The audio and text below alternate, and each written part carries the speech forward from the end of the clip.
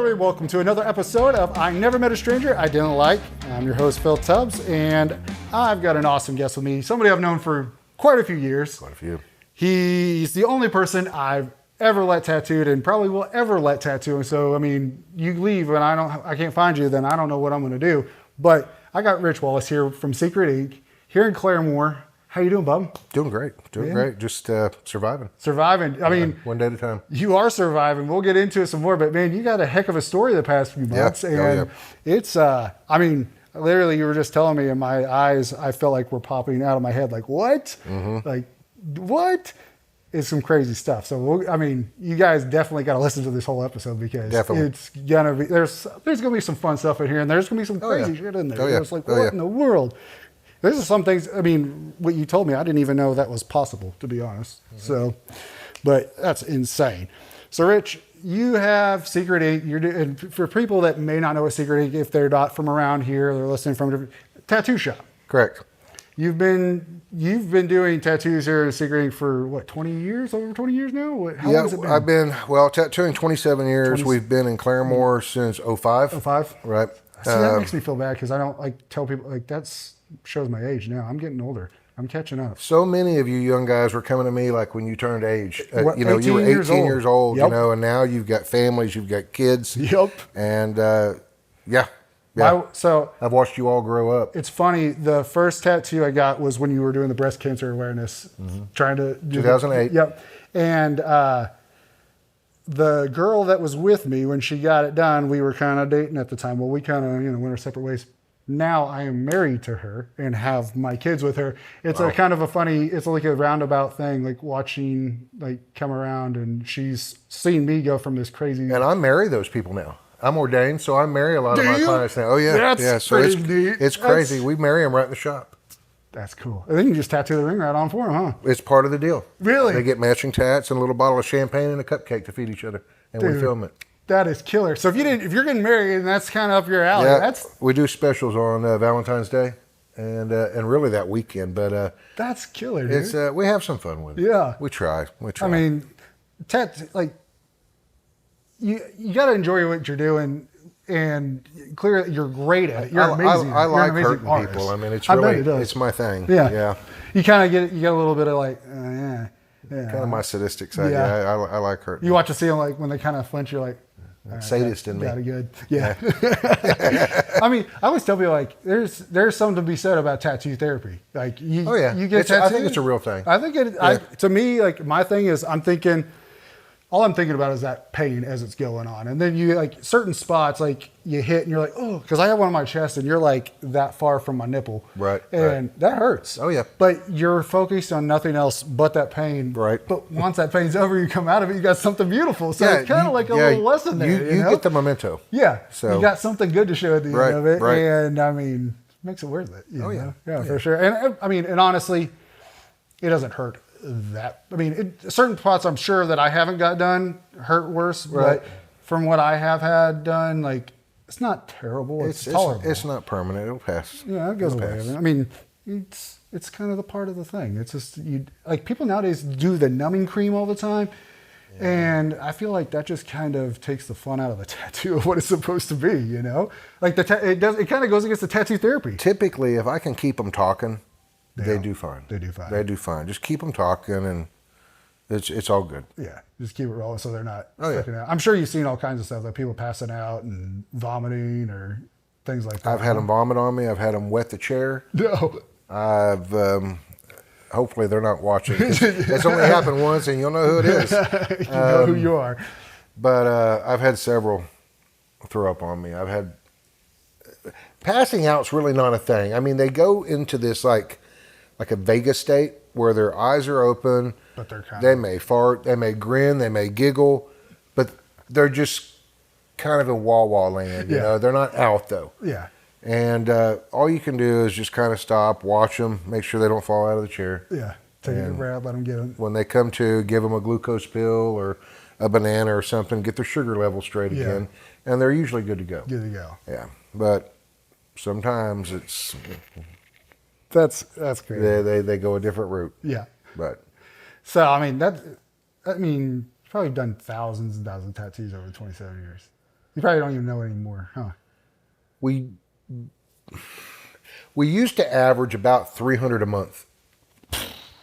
Dang. I don't know what we do anymore. I mean, ever since COVID, everything's just kind of weird. It's been weird. It's nothing's what it used to be. Yeah, I miss the old days. I do too, COVID just it just threw a monkey wrench in the whole spoke tire and wheel thing. But this year's probably been the best we've had in the past several years. But it's nowhere what it was prior to COVID. Like we were talking, economy is kind of weird. We don't know what's going to happen. We don't know, we never know what's going on. People are literally, they're surviving. Right. And that's why we try to offer so many things that people don't understand locally. Like being the owner of the shop and I'm the only artist there, we offer like a tat of the month. Mm-hmm. So it's $100 a month. I come up with 6 to 8 designs and you get one of those every month for $100 a month. Oh, that's killer. I didn't know that. And then, it's, we can't let you look down the line, but like as you get going, if you don't like something the following month, you can always go back. You just can't go forward. You have to work your way through the year. Okay. But a lot of the pieces that are in there are $300, $400, $500 pieces that you're only doing for $100 a month. But to me, it's having you consistently on the book every month is what makes it worthwhile for me. Yeah. Most shops couldn't do this simply because if they're just an artist, they've got to split that with the boss. They've got booth rent, all this stuff, so they would lose. We've also got the gumball machine. We've got discounted tats in there. We currently have specials in the shop for the Route 66 commemorative that's going on. Mm-hmm. We've got designs up for the 250th anniversary of America. Yeah, there's a lot of stuff going on that's kind of... I try to keep up with stuff, and we got the Shelby meet coming up this week, so you got a lot of patriotic people coming in. Yep.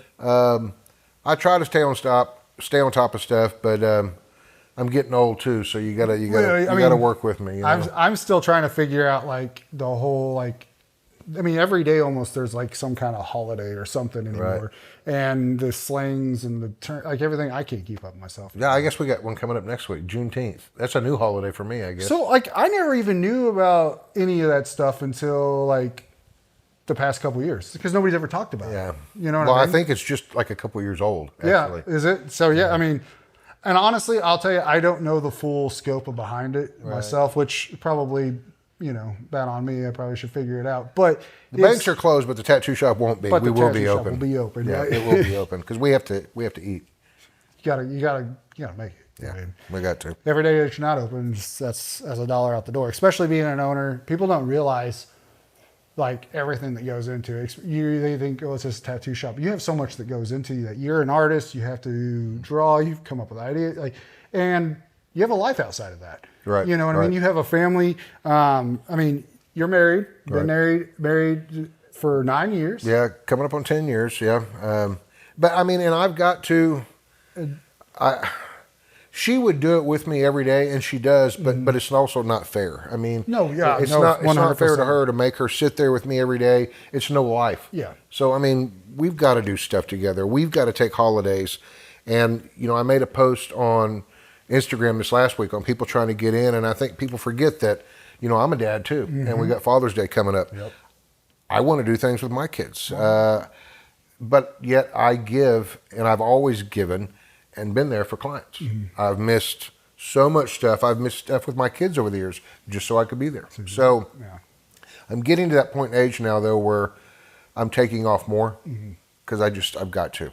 You've got grandkids. You've got kids. You got to. I mean, that stuff's important, right? So let's talk about this real fast. Are you an Okie transplant? Or are you a full blood Okie? I'm a full blood Okie. Full blood. I was born in Okmulgee, Oklahoma. You really are Okie. Yeah. 1969. Yeah, that's born and raised here. There you go. And so you moved here. I moved to Claremore out of Tulsa. 26 years ago, somewhere there. When it was no longer safe for them to play in the yard in Tulsa, we started looking. And it's let's do this and that. And we found a spot in Claremore. And this is where I've been. And I got really lucky because it wasn't legal here then. Yeah. And I still have my construction business, but I'd been in art all my life. And all the injuries of growing old doing construction, I fell back on my art. And I jumped on the bandwagon when we started really pursuing it with the state. Mm-hmm. And I was the first licensed shop here. And so I didn't really have to compete, so to speak. Yeah.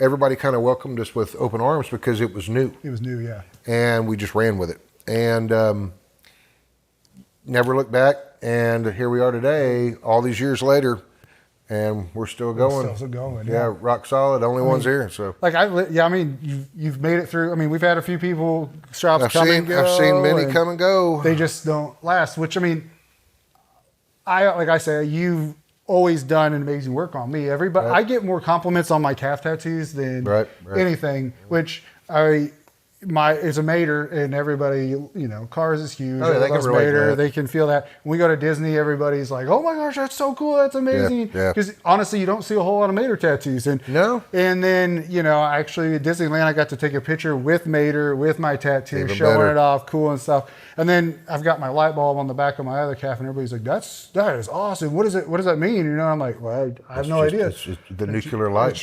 I just drew it.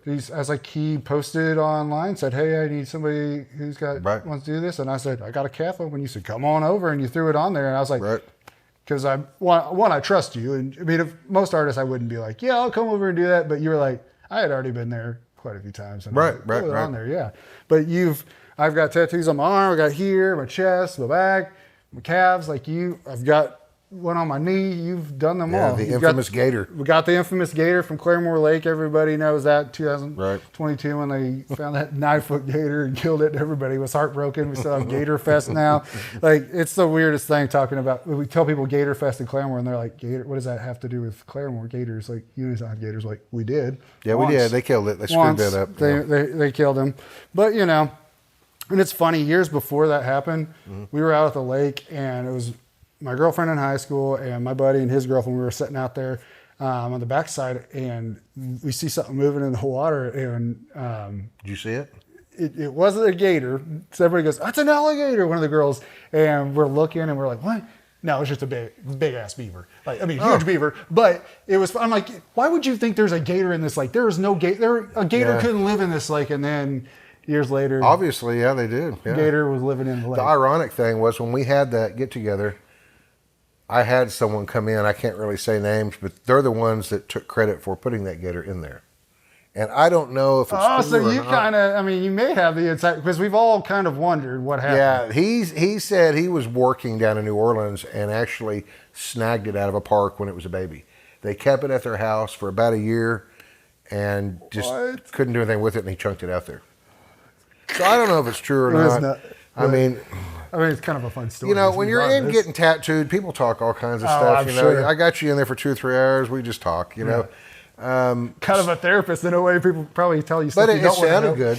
It's a good story. So whatever it is. I basically took the whole principle of this gator migrating.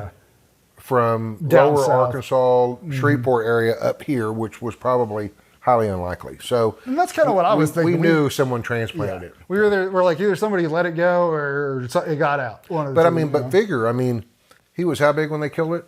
8-9 feet? Yeah, it was almost 9 feet long, I think. So if they threw it out there at the baby, it's been living out there the last 15 plus years. And the funny thing is, people have said they've seen a gator in that lake, and we all go, bullshit. But if it was back in those creeks, you never would have known it. I remember whenever that first picture came out, I remember going, that is actually Claremore Lake. And this is before AI was really any good. So you could kind of believe the pictures that you saw on the internet. But I was like, that's Claremore Lake. I know exactly where that's at, And I was like, that's legit. It really is. I think if I can be in my location on Route 66 for over 20 years and people drive by and they didn't know a tattoo shop was there, I think a gator could very easily been here. 100%. I think it could very easily have been here. Yeah.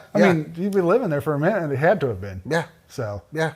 That's crazy. But it's still a fun story. So a duck's missing every now and then. It's no big deal. Yeah, whatever. Maybe that's why fishing wasn't so great there for a little bit. It kind of did. There was little times where fishing sometimes sucked out there. So it still does sometimes. Yeah. It gets overfished. It does. Takes a lot of pressure, and they don't restock it on a regular basis. Yeah. So I get it. Yeah. It's still fun. But I remember going in there. There was there was like 5 people in there getting the same tattoo, like when you were doing this. Oh, yeah. And it was fun. Like we were all in there laughing and having a good time. And that's what I want. That's what I want. I love to see that. But everybody was excited to get their tattoo and just kind of excited for, I mean, like I said, it's a unique thing here that we don't happen every day. Yeah, it's a unique story. But I like how you do these things. I mean, I've gotten suicide awareness tattoos from you. I've gotten breast cancer awareness. Like you do these things that, that really are for the community and being here. And I think kind of people sometimes kind of forget that, what it is. But there's a lot that goes into tattooing. I still, our first event that I ever did was in 2008. And it was a 2-part deal. We were going to do something for the Susan Komen Foundation for breast cancer and go for the Guinness Book of World Record for the most tattoos in 24 hours. And I had 2 employees at the time that they're the ones that put me up to this, talked me into it. And then I agreed to do it. We told the media, and one joined the Army and one left. And you were stuck by it. And I was like, oh, you asses. I'm like, because I can't. I'm just too proud to say, okay, I can't do it now. Yeah. I already gave them my word. They already talked about it on the media. You're like, I was like, damn you for that. So I did it. So I was trying to reverse stuff, going, okay, it's not about winning the record. It's more for the cause. If we get there, great. Now, we did that, and I knew the morning I pulled up for that, I was doomed. It's going to be crazy. I was doomed. There was a line, and we started at noon, 12 afternoon, and it was supposed to go till 12 the next day, okay? 24 hours. And the record to beat, I think the last person to set it was Kat Von D with 489 tats. They had to be 2 colors, and they had to be 2 by 2. 2 by 2. Okay? So I was thinking basic. Yeah. Color, as long as it got 2 colors, out. It's gone. Yeah. And we just used one of the colors for the lining. So when I got to the shop at 7 in the morning to start getting things ready, the line wrapped around the building and all the way to Carl's Jr. I was like, oh crap! I'm not going to get all these people. There's no way. And that whole day, anything that could have happened bad happened. Of course. The chair. I mean, the clients late at night, they broke the chair in 4 pieces. What? Just broke the arms off, everything. We started getting the wrong people in. They were just there for a cheap tat because it was $20. That was it. Yeah, it wasn't the kind of significance. No. Yeah. And it just, everything went wrong. So I made it 17 hours, and at that point, the like muscles on my arms were like twitching on their own and stuff. And I'm looking at my volunteers that were helping me, and they're all falling asleep in the corners, propping themselves up. Yeah. And I was like, I got to call it. Now, we had done 577 is what we needed for what I needed to get to. And I think we got like 550, somewhere in there. But I quit at 17 hours. I didn't go 24. 24. So you were on the record. You were on pace to I could have done it. And the thing too is, when we looked at the record done by Kat Von D, and then the person that was, I think, ahead of her, after her, or whatever, was her ex-husband, who was the guy on Ink Masters. Yeah, what's his name? Down in Dallas. Yeah, I'm trying to remember what his name is. Shit, I don't know. It's been so long since I even watched that show. So, but anyway, they set up like 6 or 7 chairs and had people at each station, so they could just and back and forth. We did it in one booth. Peel, stick, do, leave. Peel, stick. So, I mean, realistically, I think we beat them.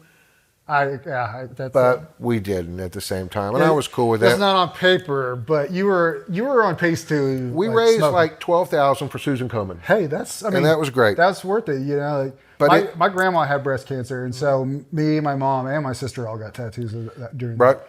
You know? And that's what I loved. I love seeing it, but. I mean, God, it was so crazy. There was people that got in fights in the line because someone cut it in front of someone. And I was like, we'll get everybody. We're going to get you. And then I honored everybody that I didn't do. I honored their place for the next 3 weeks. I was so sick and tired of doing pink ribbons. We did like 50, 60 every day for the next 3 weeks. And I remember you were like, if you want to do more colors, fill it in. We come in, give you a deal and all that stuff. So I'm sure people were coming in. I think we did better, and we had more fun for the ones that waited. because I could take my time. Mm-hmm. We could line it properly then. We could shade it. We could do other stuff. And I still get people in that's their only tattoo, and they show me, and they're in now to maybe do something else. Yeah. And it's cool. I love all my clients, man. They're my peeps. That's the whole reason why I've lasted as long as I have is because of them. So, I've always thought I've always gotten along great with you. I think you're a cool dude. Like it's like I don't know. I always and you may not be everybody's flavor, but I'm gonna tell you, you'll get people that'll say he's the nicest guy in the world, and you'll say he's the biggest asshole in the world. Both. And I'm both. It just depends on how you are when you come in as to what you get back out of me. Which it is life, what it is. What you put out in life is what you get back in. Yeah, I mean, and I think it's worse today because people just genuinely have a chip on their shoulder today. It's so bad, dude. And I'm getting mellower because I'm getting older, and I just don't want to. My circle's getting smaller too because I don't have the patience for anything anymore. 100%. But I'm getting mellower too, and it's just like. Just kind of let it go. You're like, I'm ready to say nothing. I just don't have time for it. It's just like, I didn't bring any alcohol today, so it's just like. I don't have the capacity to do I don't have the capacity for it.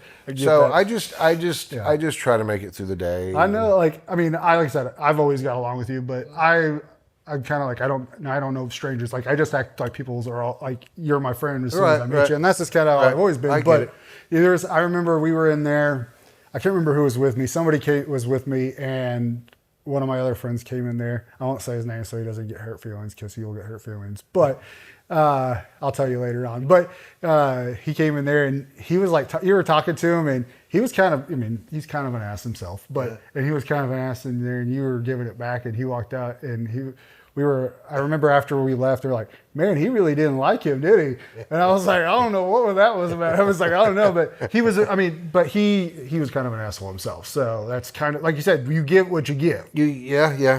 But you get some of these younger people. Which I thought it was hilarious. There's some that are cocky. It's generally, I don't have too many problems with younger guys unless they just... They've watched one too many episodes of Ink Master, and they think they're an expert coming in, and it's like, God, give me a break here, okay? And now AI can really make it difficult for me today because it's online. Everybody thinks it can happen. They make it, and I go, AI it's not going to happen.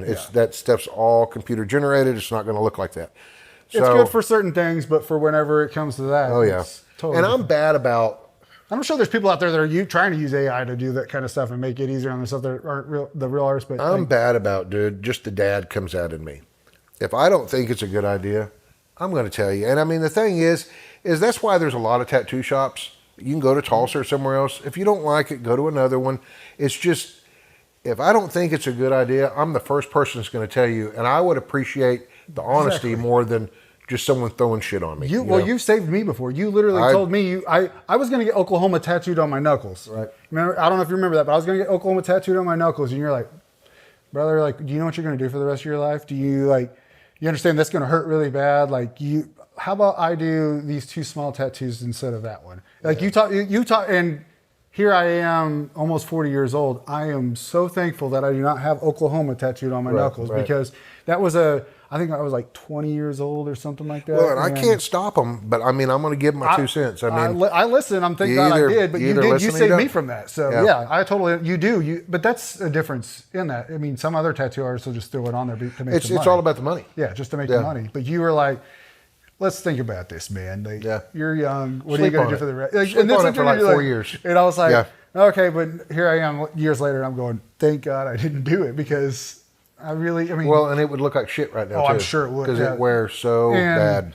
The much as I've done with my hands working in the oil field and climbing, it probably wouldn't have been terrible. So for that, that what you're saying, that is a 100% true statement because you've done that to me. Yeah. See, you're welcome. That is a big thank you. I'm sure my wife, my parents will even thank you for that one. So, kind of we talked a little bit about the shop and how you kind of get going. Let's talk a little bit, like, what do you like to do outside of when you're doing tattoos? I know you're an artist and stuff like that, but, like, what do you like to do outside of that? Custom woodwork. A lot of the furniture you see at my place here like the dining table in there. That's all, I made all that. So when I walked in, I was like, man, this place is killer. Because I'm talking about the whole design, everything you got in here. Like, yeah, you're doing that. Yeah. Yeah, a lot of that is me. And then, you know, I mean, just outside of that, I like to just go enjoy the lake and fish, you know. If the crappie are biting, hey, I'm down. I'm down. It's, once my kids got of age and they moved off, you know, both of my boys, Alec and Gavin, they've done well for themselves, and they left me, and they told me then, it's like, Dad, it's your turn. Leave. And I just couldn't make myself do it. I was like, you don't understand. Yeah. Until y'all have kids, you don't get it, because, you know, I mean, what if something happens to you? You never stop being a dad. No, it doesn't matter how old you get. It doesn't matter how many kids you have. But I should have, because their butts are gone. They left you. They're like, they left me in Claremore, and it's just like, well, this sucks, you know. And now I'm too old to just go start over somewhere. Yeah. I mean, I could, but my clientele is here. Yeah. And so I don't know. Yeah. I don't know. It's you like to go fishing? I mean, go fishing. Like, I don't want to say it, but you're starting to get into like the old man stages. Yeah. Like, I mean, I'm totally down with that too. Like going and sitting fishing. And I like sitting on the porch, having a drink, and yelling at people speeding through my neighborhood. That is my kind of night right there. Mm-hmm. Yeah. I love that. I love it. The neighbors just kind of get out and duck real quick to the door, you know, and it's like, hey, if you're not acting up, you know, then you don't hear anything. Yeah, you're fine. But yeah. But if you're coming through here hauling ass, then I yell at them. I do. I don't know what I would do, but I yell at them.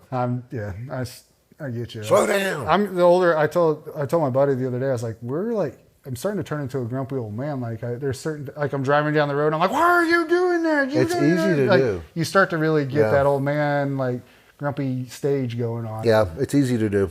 And I'm like I said, I'm almost 40, so it's like I'm getting there. So kids these days, like I can say kids these days because they're kids, like 20-year-olds and stuff. They're kids to me. They're pups, and I'm like, you guys are crazy. Like, I don't know how you guys are still alive anymore. Because back in the day, like we didn't have half the shit we had to worry about back in the day, like with drugs and everything like that. Now fentanyls and everything and all that kind of stuff. Like we were able to just kind of drink and get away with things and just have fun. Nowadays, you don't even know what the heck's going on. But it's just, the kids are crazy. I get some good ones. I mean, I've got some really good young male clients that come into the shop, and they've got their shit together. And I mean, I'm so proud of them. Yeah. I mean, when they're, let's say 20, 24, 25, and they already own their own house, they got a new truck, but you know, they're not out chasing ass.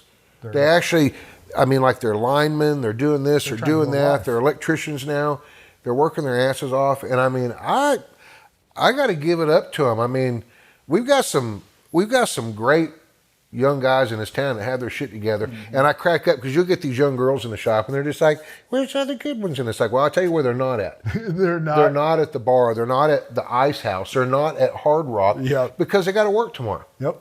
So, and they're not wasting their money on that. Well, no, and they're not at church either. You're not going to find them there. I mean, because they're working. They're working. Or that's their only day to sleep. Yep. And well, they're duck hunting or they're fishing. Exactly. They're just it's their only day for them to be themselves, to do what they need to do. Yep. They're country boys. So I get that, and I think that's awesome. Yep. I have a few friends that are in their early 20s that are still like early 20s that are just killing it, have their own businesses. Oh, yeah. And to me, like I forget that they're that young. You know, when you're talking to them and stuff, because you're like, you say something and they don't know what you're talking about. That's old, you know, from like the 80s or something, and they'll go, what? Or the early 90s, and they're like, huh? And I'm like, I forget, you're just a baby. You weren't even born yet. Okay. Like, you weren't even thought of yet. You weren't even an itch yet. Yeah. So but yeah, I know what you said. There are a few out there that are just killing it, and those are, but let's say for the most part, though, it's not that way, though. No, it's I mean, even when I was that age, I didn't even really have my shit together. I was still trying to figure out who I was and what I was doing. But, you know. A lot of that, you can just tell who had the strict parents, who didn't. I mean, I rode both of my kids hard. Sometimes probably too hard, but all of their friends were running the streets in Claremore. And you know, and it's like, you're not doing that. You're home at 10 o'clock, period. So it is what it is. That's how my parents always were. They were strict, but they weren't strict. They let me have some freedom, but I earned the trust. When I lost it, I didn't have the freedom anymore. You know what I mean? Oh yeah. And But they were strict, but they still let me be me and do what who I wanted to be. I could go skating and stuff, but if I was getting in trouble, right, you're not going out. You're not going to skate. Oh, no. That's just bust your ass. I mean, there's a lot of times they just didn't know we were getting in trouble because we were dumb kids and just trying to run off. Security guards chasing us off and whatever it is. But I probably wasn't the easiest kid myself, but I had my fun and we didn't hurt anybody and no one died. Yeah, no one died. Nobody was in ICU. We didn't even have to go to the hospital. Well, my mom told me if you get hurt, I'm not taking you to the hospital because you did it to yourself. So right. You're screwed. And I was like, yeah. Which, I mean, they did take me to the doctor. But, I totally get how that is being dad life and you start turning into that. And now what are your grandkids call you? They call you Grandpa or they give you got a nickname for that? Papa. Papa. See, that's classic. Papa Rich. Yeah, Papa Rich. That's what my kids call my dad Papa and they call my father-in-law Pop-Pop. So, yeah. Yeah, that's a good classic. I've got grandkids from the wife's kids. My boys, I don't think will ever have kids. Really? Not gonna? No, I don't think they'll do it. My oldest, Alec, he has no desire. And it's sad because they would both make great dads. Yeah. They just don't want to. And I get it. It's expensive as hell today to have a kid, and it's dangerous in the world to bring one into society. It's scary. But it's like my youngest, Gavin, I mean, he's just a busy guy. It's like he leaves Wednesday for Italy for 3 weeks. He's all over the place. He's a successful engineer, and he enjoys life. Having kids would be a cramp. Yeah. And I get that. That's fine. But there's seriously no one left to carry on our name. And you're like, come on, guys. And it's like, well, I'll give you some hope. I was one that I told my parents, I'm never having kids. I don't want kids because I don't want the responsibility. I just want to live my life. And I did that for a while until I had my son. And then, it was go to have a kid. And then it changed. Now I have 4. So, they won't do that. Give you a little glimpse of hope. My youngest was like, he said, if I do anything, I'll just adopt a Chinese kid because they're smarter anyway. I was like, well, Punka Wallace, as long as he gets our name. Just put the Wallace back there and let it go on for a little bit, huh? Yeah. You're like, some way, one word. It happens, I guess. So, let's talk about, I know we kind of gave him a little, hey, we got some crazy stuff. You got a story to tell. Let's talk about kind of what you've been going through lately. I mean, I had no idea this was going on. Yeah. But you found out you had cancer. I found out I had cancer last August. The crazy thing was I was doing a tattoo on a client of mine, Dusty, and doing a portrait of his mom on his leg, and she just passed away, and I had a stroke. And it's like I got a bad case of vertigo all of a sudden. My verbal skills went to shit, and I thought I was going to fall out of the chair. So I looked in, because you're familiar with the background. Yeah. I looked at the couch and I was like, I need to get there. That's right. Yeah. Right. And I dropped the machine out of my hand. I couldn't do anything. And I get there and he's like, we need to get you to the hospital. So he starts cleaning up the booth. And I was like, don't touch stuff. Don't touch stuff. Yeah. And I was like, let's go to urgent care. And I go in. And my blood pressure was 185 over 125. They said, you're in stroke right now. Can't see, you got to go to the hospital. So you got to go to Tulsa. And, they took me in, all this good stuff. And they did a CT on me, and they checked, and they looked at my lungs, and boom, there's the cancer in the lung when they were checking my heart and other stuff. And cancer just was like a luck of the dice, I guess, that they found it before it actually made itself known. Yeah. But they didn't tell you at first, when you went to the hospital. Right? No, I mean, it was kind of you went to your other doctor I went to another doctor. Different reason, which you found out was the cause of the... Yeah. Because, like I said, being hunched over all day, every day, doing this kind of motion... Yeah, it's given me arthritis in my back, hunched over all day. So I've had to kind of change my position when I'm working on y'all, not to pinch my back off like that. Yeah. And I mean, I'll tell you, you get old and stuff starts coming at you left and right. I mean, they don't joke. Your parents don't when they tell you, like, you get older and you just start falling apart. I mean, literally, it starts falling apart. I like all of a sudden just started falling apart. And so anyway, I go through this whole mess and we do a biopsy and they confirm that it's lung cancer, that I have non-small cell lung cancer. And all I can tell you is, I mean, when you get that verdict, that deciding factor there that, hey, you have cancer, the fear hits you. I mean, I don't know if I should start giving my stuff away, if I need to tell the boys, hey, you need to come get your stuff. Then anger hits you. And then I came back at, I'm ready to fight. Yeah. Let's do this. Let's do what we got to do. So I meet with an oncologist. They refer me to a thoracic surgeon, and they go in, and thoracic surgeon's just like, piece of cake. I can do this, but we're going to basically take your lung. And I'm like, what? And he goes, we used to just kind of pie shape it and cut it out, but generally it'll come back. So we're going to take pretty much your lung and my right lung. Well, in your lungs, your right lung has 3 lobes and your left lung has 2 lobes. So all I have is like a piece of a lower lobe, and that's it on the right side. That's insane. They took, I didn't even know that was possible. Yeah, they took the rest. So I said, look, doc, I said, I'm real busy this week. I said, if you'll let me finish the week, because I mean, I needed that money just to carry me through the month. Yeah, to get through. Being self-employed, I said, if you'll let me finish, I'm good to go, bub. I'm ready. Let's do this. And he goes, wait. He said, it's not that easy. He said, we need a stress test on your heart because there's a good chance you could have a heart attack on the table as taking this much of your lung. What? So then we need a lung test to see if you can live with missing that much of your lung. So I'm like, oh, wow. What? It's that serious. Okay. You're like, it's not just cutting it out. Okay. No. So they sent me to the lung specialist first in the hospital. They put you in a chamber, and I have to do all these different breathing exercises for them to see my lungs. Now, I'm guilty. I smoked for 47 years. Mm-hmm. Smoking was my best friend. It was your, it was with me. I used to smoke cigarettes.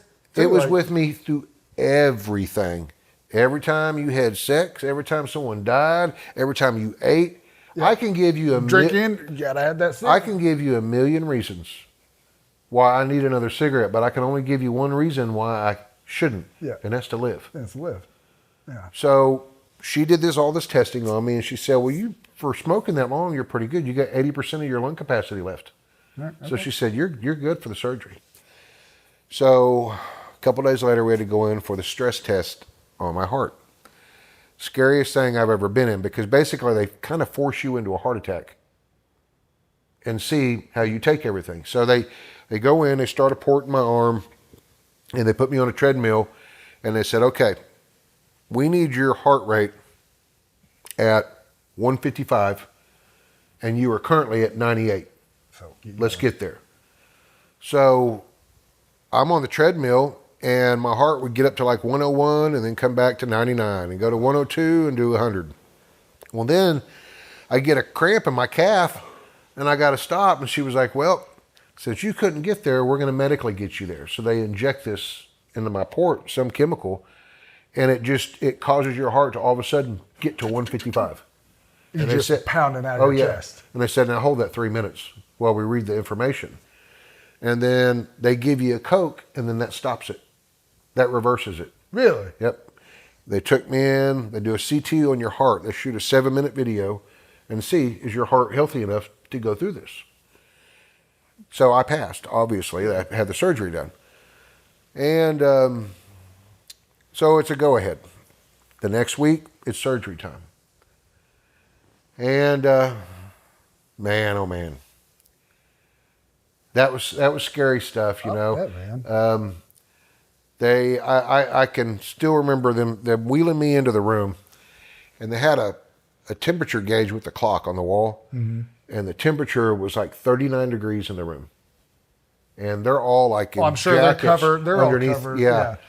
And I'm butt naked except for a smock on. I was like, holy smoke. Yeah. And they were like, well, you don't want germs growing. Yeah. And they knocked me out, and they kept me a week in the hospital, and it was just like the worst thing ever. It was the worst pain I've ever felt.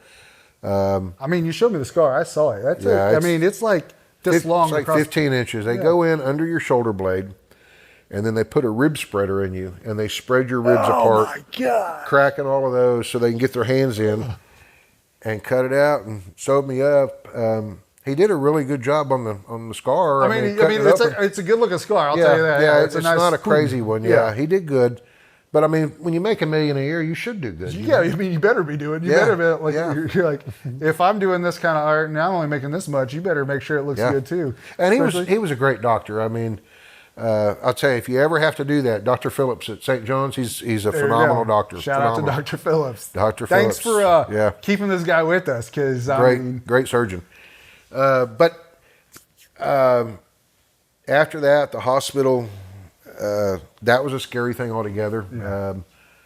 And like I said, I got a week off. I went home. I slept for 3 days, and I went back to work.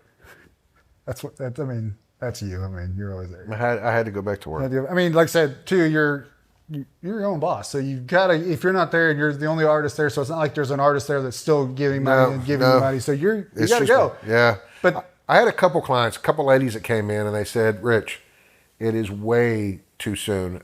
Go back home. And I was still bleeding some. So, I mean, we took another 3 days off. And then I came back and I did their tats. But they were just like, dude, that's way too soon. And I was like, I don't have a choice. Yeah. So I still got to do it. I still got to work. Yeah, I got to work. Yeah. That is Mama's got to get her nails done, every 2 weeks. So I've got to go. You're like, I have to keep, her habits can't change now, No. Just because I decided to I corrupted that. Yeah, I corrupted her on that. Kept her, you've let her do it for so long. Yeah, I've spoiled her. It's my fault. Yeah. You can only blame yourself on that one. I do. 100% accountability. That is crazy though. Like, I didn't even know that you could like live without a lung. Like I mean, I guess it makes sense if you got one that is strong enough to work, but that adds a lot of stress to you. And I mean, like you said, how was it hard to like quit smoking for smoking that long Let me tell you, when I went into the oncology long before the surgery and stuff, they asked me, they said, are you still smoking? And I was like, well, just a couple here and there, And, now that I quit smoking, I feel like the biggest asshole for lying to all them, because I thought I was really smart and they could smell that shit on me. Yeah. And it's just like, I was so immune to it. It's just like. You don't smell it until after you quit smoking. And it just smells like just dog shit now. I hate it. I know what you mean. But it's, I'll tell you what happened. I got done and I kept having dreams. I was like that I've got to quit. Yeah. Aside from doing the math, how much I was spending and throwing out the window. Yeah. It's like I just because nowadays, quit. I mean, it's like $70 for a pack of cigarettes. Yeah. If not more. Yeah, it's crazy. It's insane. Whenever I smoked, it was like you give $3, Quit Trip's like 11 something a pack. Nuh-uh. Yeah. I mean, it's been a long time since. Yeah, you're talking $110 for a carton. What? And I would go through a pack a day. I was going through 2 Marlboro Reds. Oh my gosh. Yeah. But I wasted so much of it. It was just puff, time to work. Yeah. Throw it out. Take a break in between. Yep. I wasted a bunch. So there was no reason why I should have been smoking anyway, as much as I was wasting. So anyway, I went to work that day and I had 6 cigarettes left. And I smoked each one of those nice and slow. I savored every bit of them. And I got to that last one. I smoked it to the butt, I swear. It was burning, huh? I told Tammy, I said, I'm done, babe. I'm not buying another damn pack. And I was done. So, and I mean. I think what it boils down to, it doesn't matter what people shame you into and make you try to quit and they can threaten you. You have to be ready. It has to be you. Yeah, you have to be. And I've done the patches, everything. They didn't do any damn good. Yeah. The patches, when I was smoking, I did the patches. I went almost 3 full days without sleeping because that patch was like, I don't know what they say that was like a side effect of it. I'm like, I can't sleep. I can't even do these things. Yeah, I give you insomnia. Yeah. Well, and then you go to vaping, you're just trading one habit for another. Another one, yeah. And when I went into the surgeon, they showed me a lung from vaping. It looks like Swiss cheese. Really? Yeah, my lung was black from the damage over the years, but it literally eats holes. But it was a piece, Yeah, I mean, instead of just being. I tried vaping before, and I was basically poisoning myself because you're ingesting that fluid. Yeah, This toxic. You're eating it. You're getting it in your mouth. It comes out. Yeah. So it's just like the only good way was just to quit. Just to be done with it. Just to be done. And the hardest part when I quit was coming home one day and said, I need a cocktail because I've never drank and not had a cigarette. Yeah, And I don't really give it a whole lot of thought now. And don't get me wrong. There's lots of days I really wish I could have one, but I can't. And I give my kids my word. I give my wife my word. And my wife has not told me anything negative if I did it. She's like, I completely get it. If you want a cigarette. So, no one's like bashing me if I did it, but I'm just not going to do it. You've already given them your word. You weren't. Yeah, I'm not smoking. Now, it's hard. Like if we run out to Racino and have a beer, smelling that stuff. Everything, yeah. And when you're drinking that, I've had people like when back then we'd be drinking a beer in a bar and you couldn't smoke inside. I'm sitting there peeling off the label and they're like, you smoke cigarettes or what? And I'm like, yep, I have to do something right now because that's all I can think about. I got cinnamon gum, Trident gum, and something about cinnamon combats the craving. Really? Yep. And every time I feel like I need a smoke, I just get a piece of gum and I chew it for 5-10 minutes, throw it away. That was a cigarette. That was your cigarette. And a lot cheaper that way too. Yeah, and that's just the way I combated it. And but everybody's different. Yeah. Everybody, you got to do it your way. But I'll tell you, the scariest thing, the absolute scariest thing, and I've seen some scary shit in my day and been up against some scary people, but the scariest thing is when you have to walk through the doors of the cancer center and you look at all the people that are in there that will probably never walk out of there. You see. That are dying of, and even children, dying of all kinds of different cancers, and ringing the bell is the furthest thing from their mind. Mm-hmm. They just want to live, and it's a sad deal. It's a very sad place, and I don't like being there. Yeah. At all. I was saying I went to one of my buddies, his wife was having surgery, and I went up there and sat with him at the cancer center when it was in Tulsa, and it does. It just you see the sick people sitting there that are waiting, and some of them don't even look like human beings. They're just skeletons. They're injecting you with poison. Yeah. I got lucky. I didn't have to do chemo or radiation yet. I haven't had to do anything. But the ones that do, they're giving you a deadly dose of poison to kill that off. Yeah. That's how the question is can you live longer than the poison in your body? That's insane. To kill the cancer. Yeah. Eventually the cancer will die. Which one's going to go first? You or the cancer? Yeah. Is your body going to be able to handle all those chemicals that you've been injected with? Right. And sadly, and I tell people, I hate to harp on people. I didn't like people harping on me for smoking, and I don't like to harp on other people. Well, but the thing is I got really lucky because we caught it accidentally. Yeah. Typically, when they would have caught mine, it would have been a stage 3 or 4. And it would have been. And then it's just like, you got full scale fighting now. And it may be in other places at that point too. Right. It could have metastasized and been in your lymph nodes and whatever. And we just got lucky when we caught mine. I was at a stage 1, and I still lost a lung over stage 1. That's insane. So think about where it would have been. Yeah, you just don't know. I think you kind of have a reason to harp on people, to be honest, because you've smoked for so long, and then it happened to you, and you go, "See." I just see these young people, and it's just like, dude. I get it, but it's like, I'm just telling you. You can do it, and you can live. It's your choice, but yeah, it's.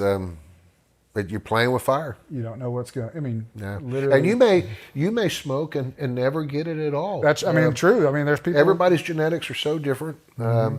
I used to think, because I've been a pretty healthy guy always, even smoking. But I never, I didn't smoke in my house. I didn't smoke in my vehicle.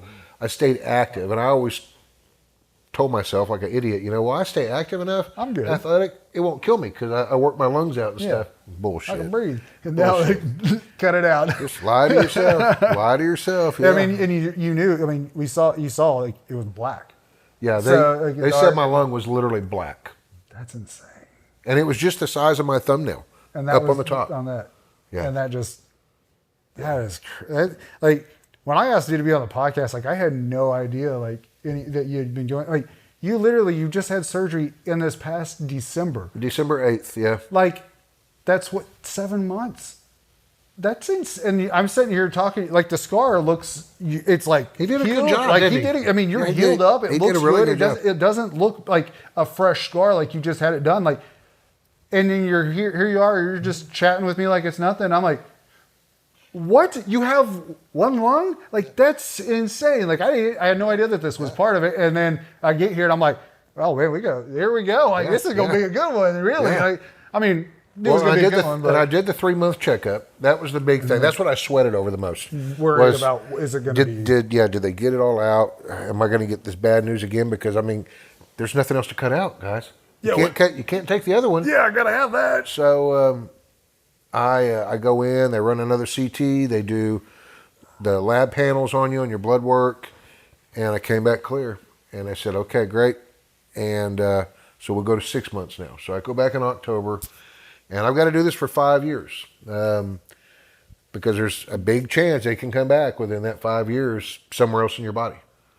That's scary to think about. I mean, you try not to worry about it, but at the same time, it's right still, there in the back it's still of your brain there, now. just ticking in you. Especially the sleepless nights or things you can't sleep. You're going, what if it comes back? What if it doesn't? Every time you have to, go to the doctor over there, you're scared. Like, what are they going to tell me? Right. So, and now, it's just trying to keep up with all the different things, and I mean, you get insurance, but I mean, even the insurance doesn't cover everything. Cancer, it just gets expensive. It's insane. Like, I don't know. I'm kind of I think, but we just try to live life and it costs so much just to go to the doctor. It costs so much to have this just to survive. And it's outrageous. Like it's just a common thing. We should be able to live. People are dying. I saw a GoFundMe for a lady that had a cochlear implant that had basically just has gone out of production. It's old. They don't do it.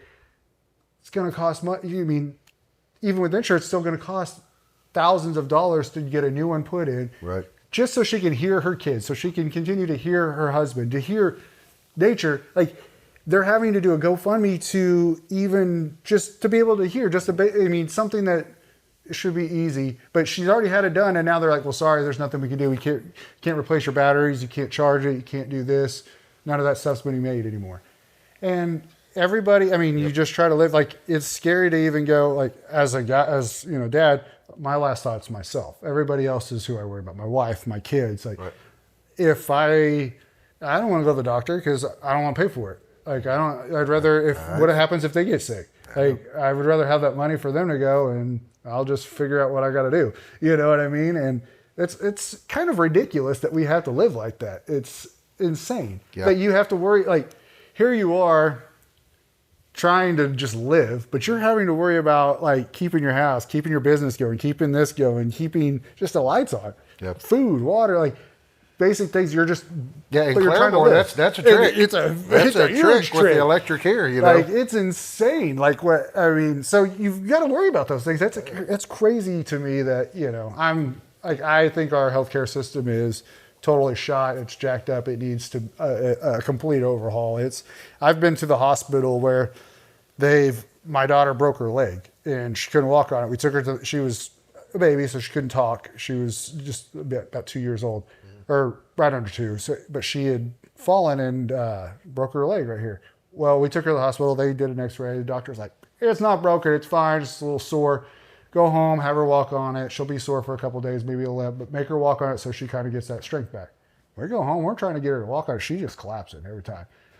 It's about 9:30 at night. The hospital calls us. Hey, so she actually did break her leg. We need you to bring her back in so we can cast that up. I'm sorry, what? she's laying here asleep next to me. I'm like, so I'm sorry, what? She's like, yes, we're sorry. They looked at it and it is actually broken. Wow. Please keep her off of it. Well, I'm sorry, for the past hour, we've been trying to get her to walk on it. Like the doctor told us to. Yeah.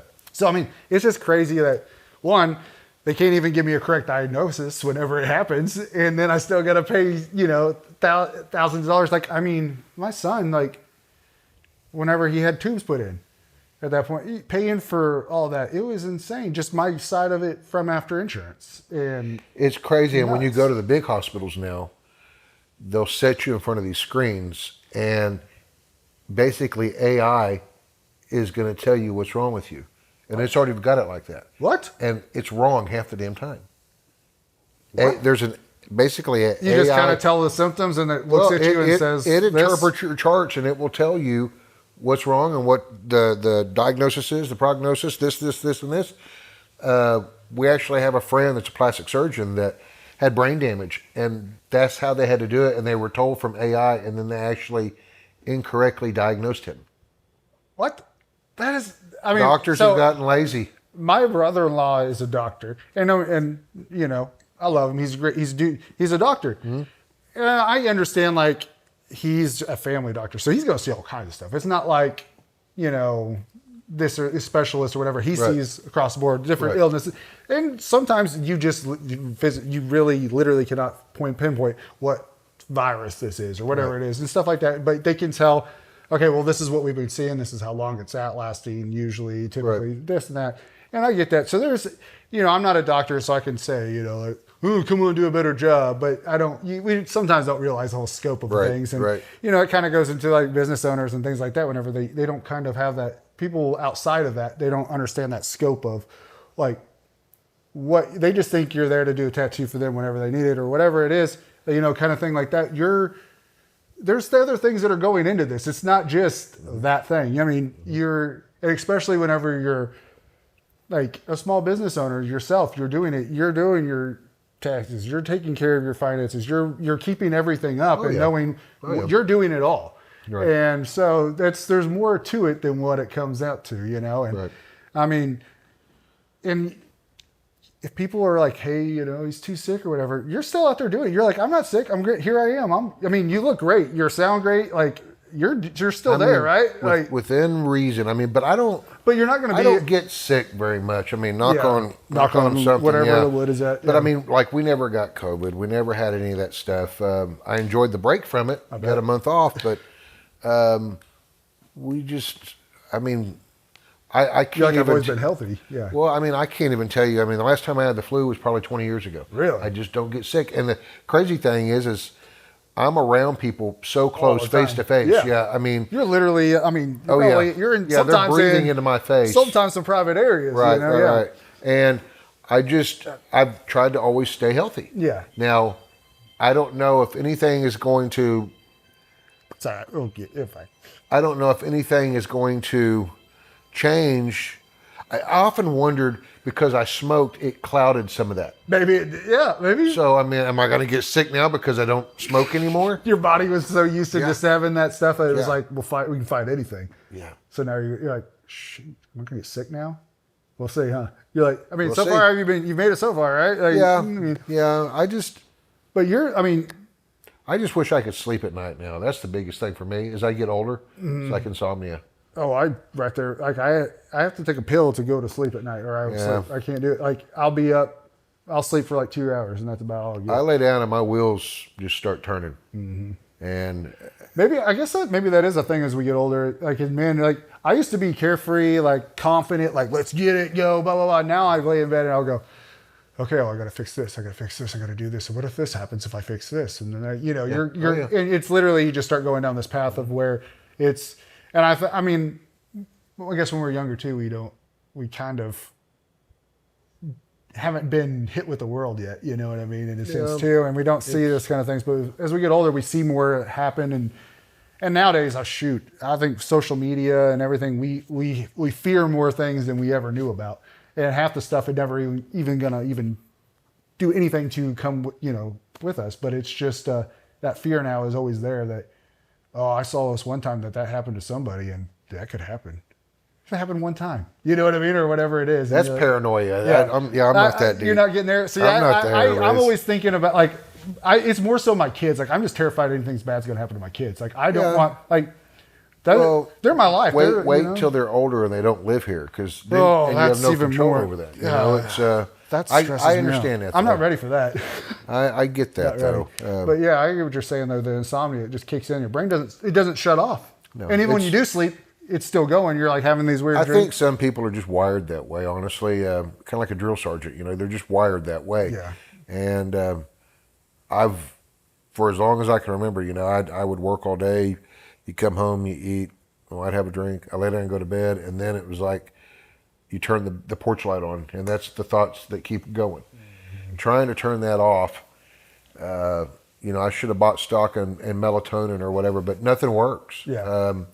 And the doctors don't want to give you anything anymore. You know, you need 8 hours, they say, but we can't give you anything for that. So I mean, you know, it's you try to get in the mindset.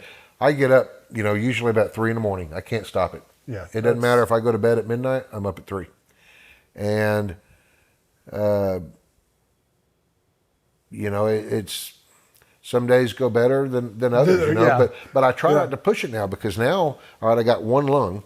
So if I go outside in this heat and try to push it, you don't breathe the same. No, I mean, well, the air is so heavy here right now. It's so humid and stuff. So I'm learning it's really hard. Yeah. Now, when I got out of the hospital, it was still like 30 degrees. Drier. And that cold air, it's painful as all get out on those wounds inside. Really? But now the heat doing this, I get like these moments of shortness of breath. Mm-hmm. And that's what I get from the heat, the humidity. I don't feel like it's harder on me, but it just kind of. I'm just getting older. I mean being in the heat like that, you know, it's everything just starts catching up to you. Yeah. Back in the day when I was younger and I worked outside and this stuff all the time, piece of cake. But I don't do that anymore. I did pest control for 12 years. I was out. Summertime was my moneymaker. I was out when we didn't stop. Right. And like when we go to Disney, the rest of my family's got the little fans on, the little, you know, the rags or whatever. And they're like, you need one? I'm like, I'm good. Like, this is normal to me. Right. You know, I'm fine with this. But now that don't do that and I'm in an office and air conditioning and stuff like that, we were moving yesterday and my heart was going, I'm like, I'm so out of shape. Yeah. Like, oh my gosh. Like, I can't catch my breath. I'm like, oh my gosh. But again, I'm not used to, and it wasn't even that hot yesterday. It was actually, it was like 70 something degrees outside compared to what it was. So I know, I get you. I was like, oh my God, I'm a baby. I am starting to get soft. Like, it's not good. Just wait. But just wait. I'm almost 60, so I've just got a few years. And, just got a few years. You know, I told myself I would never get this old, never grow up. But here we are. You know? It happens, right? Yeah. Can't stop it. But I'm glad. I'm so that, because I mean, like you said, it's a crazy story. Regardless of like if you believe in God or not, that is a miraculous thing that something happened that you caught it when it was, instead of it being, like you said, a year down the line, 2 years, when it's already spread, could have mass ties to some other places. It was caught. We got lucky because that was my Christmas of miracle. Something else. Yeah, that was my Christmas miracle. And then here you are. Like, I mean, so yeah, you spent Christmas with only one lung. Starting out this last year. Yeah. My boys came in and saw me for Christmas, and I was healing. I mean, I was already back to work by that time. Yeah. Because you didn't take much time off. No, I had to pay for Christmas. You know? Yeah, I had to pay for Christmas. And them grandbabies cost a lot, don't they? That's yeah. Oh yeah. And it's don't miss a beat. It's but it's a scary thing. It's just getting diagnosed. Yeah, hearing that with cancer is. I mean, you a hear that word thing. because it is. Well, my dad got it and died at 39. Really? So, and I mean, once he got his diagnosis, he was deceased in 5 months. So really, that is like for that to hear that go, oh man. Yep. That's exactly. I mean, it was a different cancer. It was stomach cancer, and I mean, generally when they find stomach, which is what Mr. Toby Keith died of too. Or pancreatic cancer, it's already at stage 4. Yeah, there's no treatment for that, sadly. And But I mean, I will say there's great strides in treatments today if they catch it. So I mean, have a little hope, you know. Yeah, I mean, there's hope. I mean, like you're kind of you're an example of it. There things can happen. If nothing else, they'll just cut that part out of you. Yeah. You just go for it. All right, let's get it. They call me One Lung Richie now. Yeah. One Lung Richie. Little huffer. Little huffer. Almost, that's all. Weezer. No longer, I'm gonna start calling you Little Huffer. I like that one. That's a good one. So let's talk. Like, so now here we are. You're kind of living. Like, what's something that you're excited about right now going on? Like, what are you looking? Like, you're looking forward to the stuff's going on now. Like, you've gone through all this and just making it through these treatments and stuff. Yeah. I mean, just I've promised the wife just to take off a little bit more, spend some time together, take more breaks. It's so easy to just work your life away and get caught up in everything. I get that, and I'm by far the guiltiest person I know of working too much, and just sometimes saying no and step aside. So, you know, we've done some concerts together and stuff, and we had a friend that brought us some tickets to the guy Youngblood. Mm-hmm. Oh, love Youngblood. Yeah. Went and saw him. We got tickets to AC/DC in a couple months. There you go. So a little road trip for that, and just have some fun together. So good. Gosh. And just try to have some fun. Yeah. You know, that's about the best I can do. Go fishing. Go fishing, just have fun. I mean, living life is, like you said, just living the life because...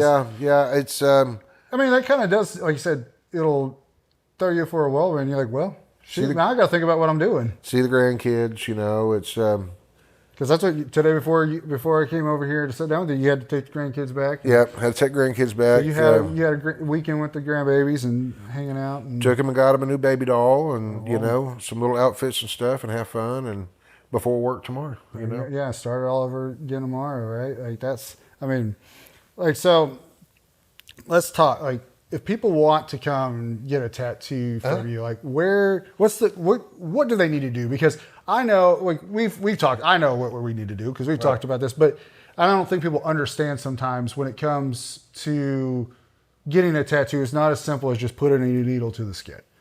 There's other things that come and play into it. You need to see, you need to learn, the art, see how big it is, where it's going, because you don't know what's there. Right. Like, what's the best way to go about that for somebody?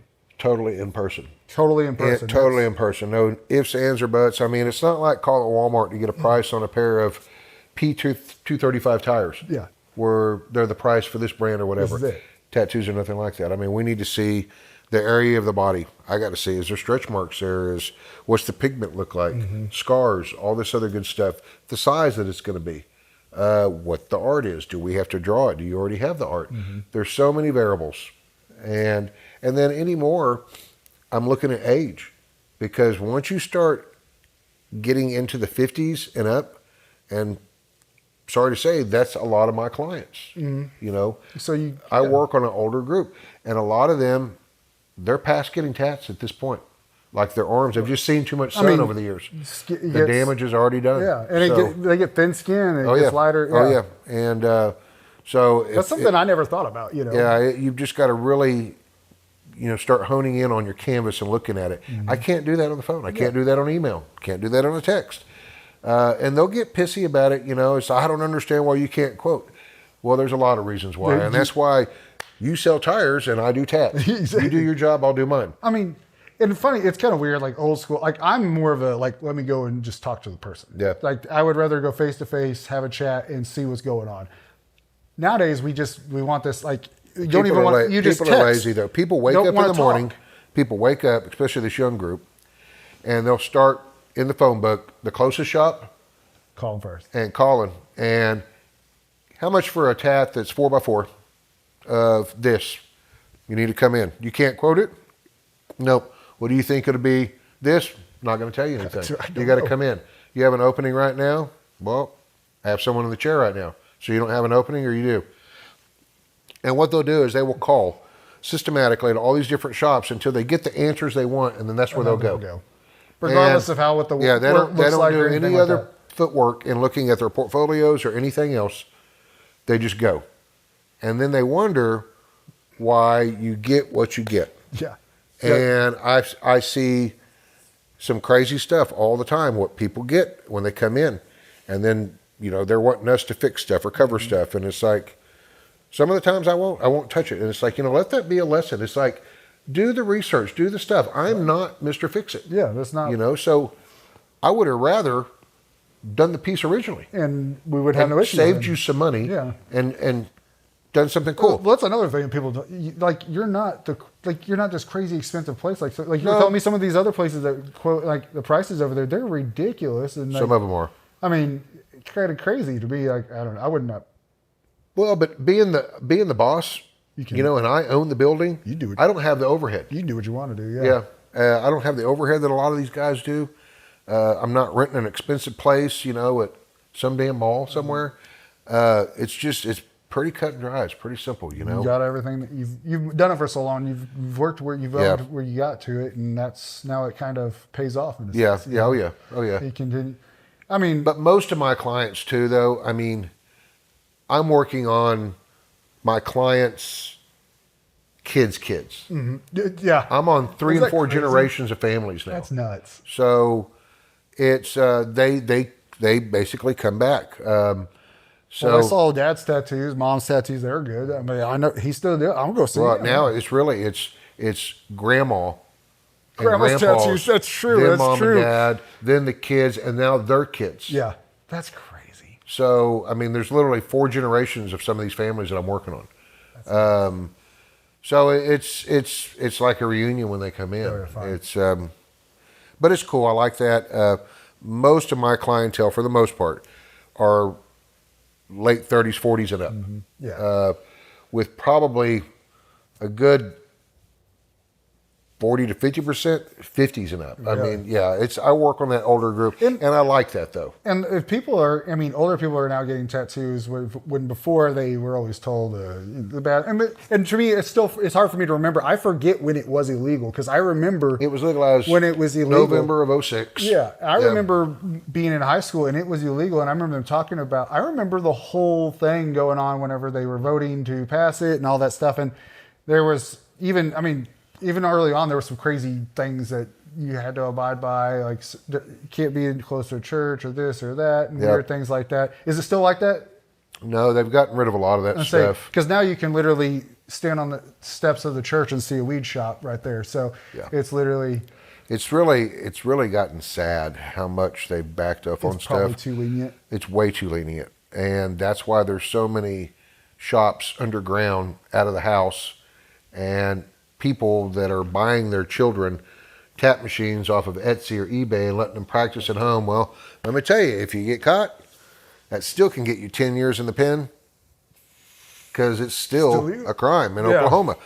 If you don't have a license and they catch you with any of the materials to tattoo, like needles, ink, machines, it's $5,000 and 90 days for each piece.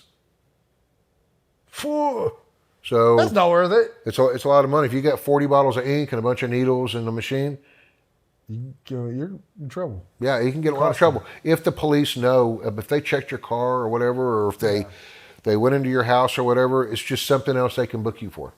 Just add it on to the charge. Yep. It's just, that's why pawn shops won't take stuff anymore. They won't take machines or anything. Oh, really? Because you legally can't possess it without a license. Yeah. It's tools of the trade.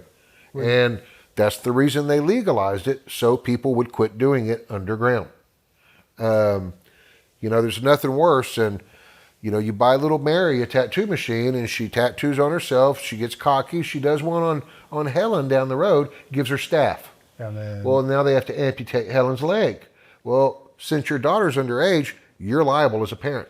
You bought it. So now they're suing you for your house.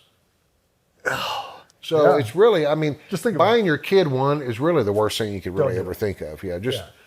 And the thing is if they really want to tattoo at some point in their life, no one is going to take them under their wing and apprentice them when they've already learned everything on YouTube and learned all the bad stuff. It's too hard to unlearn that. You're not going to be able to retrain it. So for sure. I just turn them away when they come in and ask, that's my dream.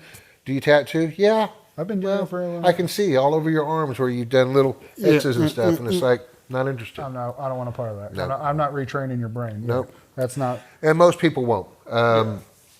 It's when it comes to Oklahoma, we've got you basically, if you count your apprenticeship and then the first year being supervised, 3 years, I've got you. So you got to deal with you for 3 years, and if you're already just running wild, I don't want a part of that. But I mean, after that, they can go anywhere in the world.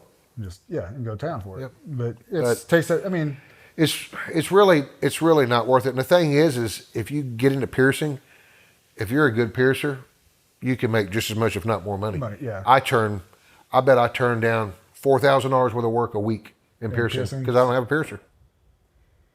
Crazy. I mean, I still have my nose ring. That was the one thing I haven't let go of my old days, I think, is the nose ring. I still have a hole in my lip from my lip ring and all that stuff. But yeah, you can make some money doing that. I mean, it happens. A lot of places you'll call and they're like, oh, we're booked today, or we're booked for the next week or whatever. Like, yeah, but so many people, their version of booked is I have a tat today and that's all I'm doing today. I'm doing one and that's it. And I mean, my idea of booked is I've got 10 tats to do today. Let's get it. So it's different world. But it's like old artists that I had working for me. They are totally kosher with getting a $200 tat today, and that suffices for them. I mean, they're not worried about tomorrow. I got bills to pay tomorrow, next week, and next month. Yeah, it don't stop. But these young people don't look at it that way. It's like just get through today. Get through today. I got $200. I'm gonna go spend it and see what tomorrow happens. Yep. I'm gonna go get a lobster and a steak. Well, there goes your two. Yeah, I can't do that. So I got to figure out what's going on the next month. Yep, you got a car payment due. You got a house payment. So what's going on? But yeah, it's just where your priorities lay, and I've never really found someone that just wowed me. Yeah. That came in that I was like, you know what? I trust you with the name of my shop. I trust you in what you do and how you are dressed and how you act. Let's do it. Okay, I'll apprentice you. Yeah. I've never met one person like that. I mean, I would love to tattoo, but I just can't do it. I can't draw. I'm not an artist. I've never been one. I just can't do it. Well, it's not a job. It's a way of life. Yeah. And that's what people don't get either. It's not just to make the money. If you've got a boyfriend or girlfriend, chances are that's over because the whole jealousy thing comes in. True. Because they're not going to stay and babysit you at shop because I'm not going to let it happen. Yeah. So then, if things just start, and then if they've got a kid, there's so many girl artists out there now, but then, I can't come in today because I don't have a sitter for my kid. Well, then I don't need you. Yeah. There's always something. And if I have to motivate you, I don't need you either. I don't want you. Yeah. What's the point of this? Yeah. If you don't want to be here, then I don't need you here. Yeah. It's just, I think I do really just better by myself. I've got my wife there. She's the office manager, and I mean, you've had a couple people in the years come and go in there, but nobody's really, I mean, honestly, I don't think I've ever seen anybody stick for too long. No, I've been there so long by myself that if anybody comes in, they're generally looking for me. Yeah. So it's really hard for me to... Yeah. To go, well, so-and-so can do this. Yeah, it's hard. Well, because, it's like, they said to ask for Rich. Yeah. So I'm like really bad about, if they were referred, if they want me, then I have to do it, or they're not going to refer anybody else to me. Yeah. So that's just... No, I get that. Basically, I mean, what I've done to myself in business is I have allowed the business to own me far longer than I've owned it. And that's my fault. I'm trying to backtrack on some of that now. You're like, I'm trying to fix it. But it's a little hard. I mean, you're in a habit of doing it for so long. That's what you know. And I've just let people, I've done that for people. So it is what it is. It is what it is. Yeah. That's crazy. I mean, some of that stuff people don't think about when it comes to the tattoo. That's why I kind of wanted to mention it. Just the word it comes out to, the idea of what it is to get a tattoo, and the idea nowadays of instant gratification. This is what I want. Do it now. And artistry. It's like the holidays we spoke of too. Yeah. It's like this week is Father's Day, and they're like, "Well, you're working this day, right?" And it's like, let's not forget, I'm a dad too, and I get breaks too, and I get vacations just like you do. But they're just like, the hell you do? That's not fair. It's Father's Day. It's just because it's Christmas doesn't mean you can't work, you know? I want a Christmas tattoo. You give me a tattoo. And it's crazy how entitled people are like that. It's like, I get days off too. Yeah, like I'm a person. Yeah. Like literally, like. And I'm just now at 57 years old, I'm making myself do that. Yeah. I've caved to that for years for people.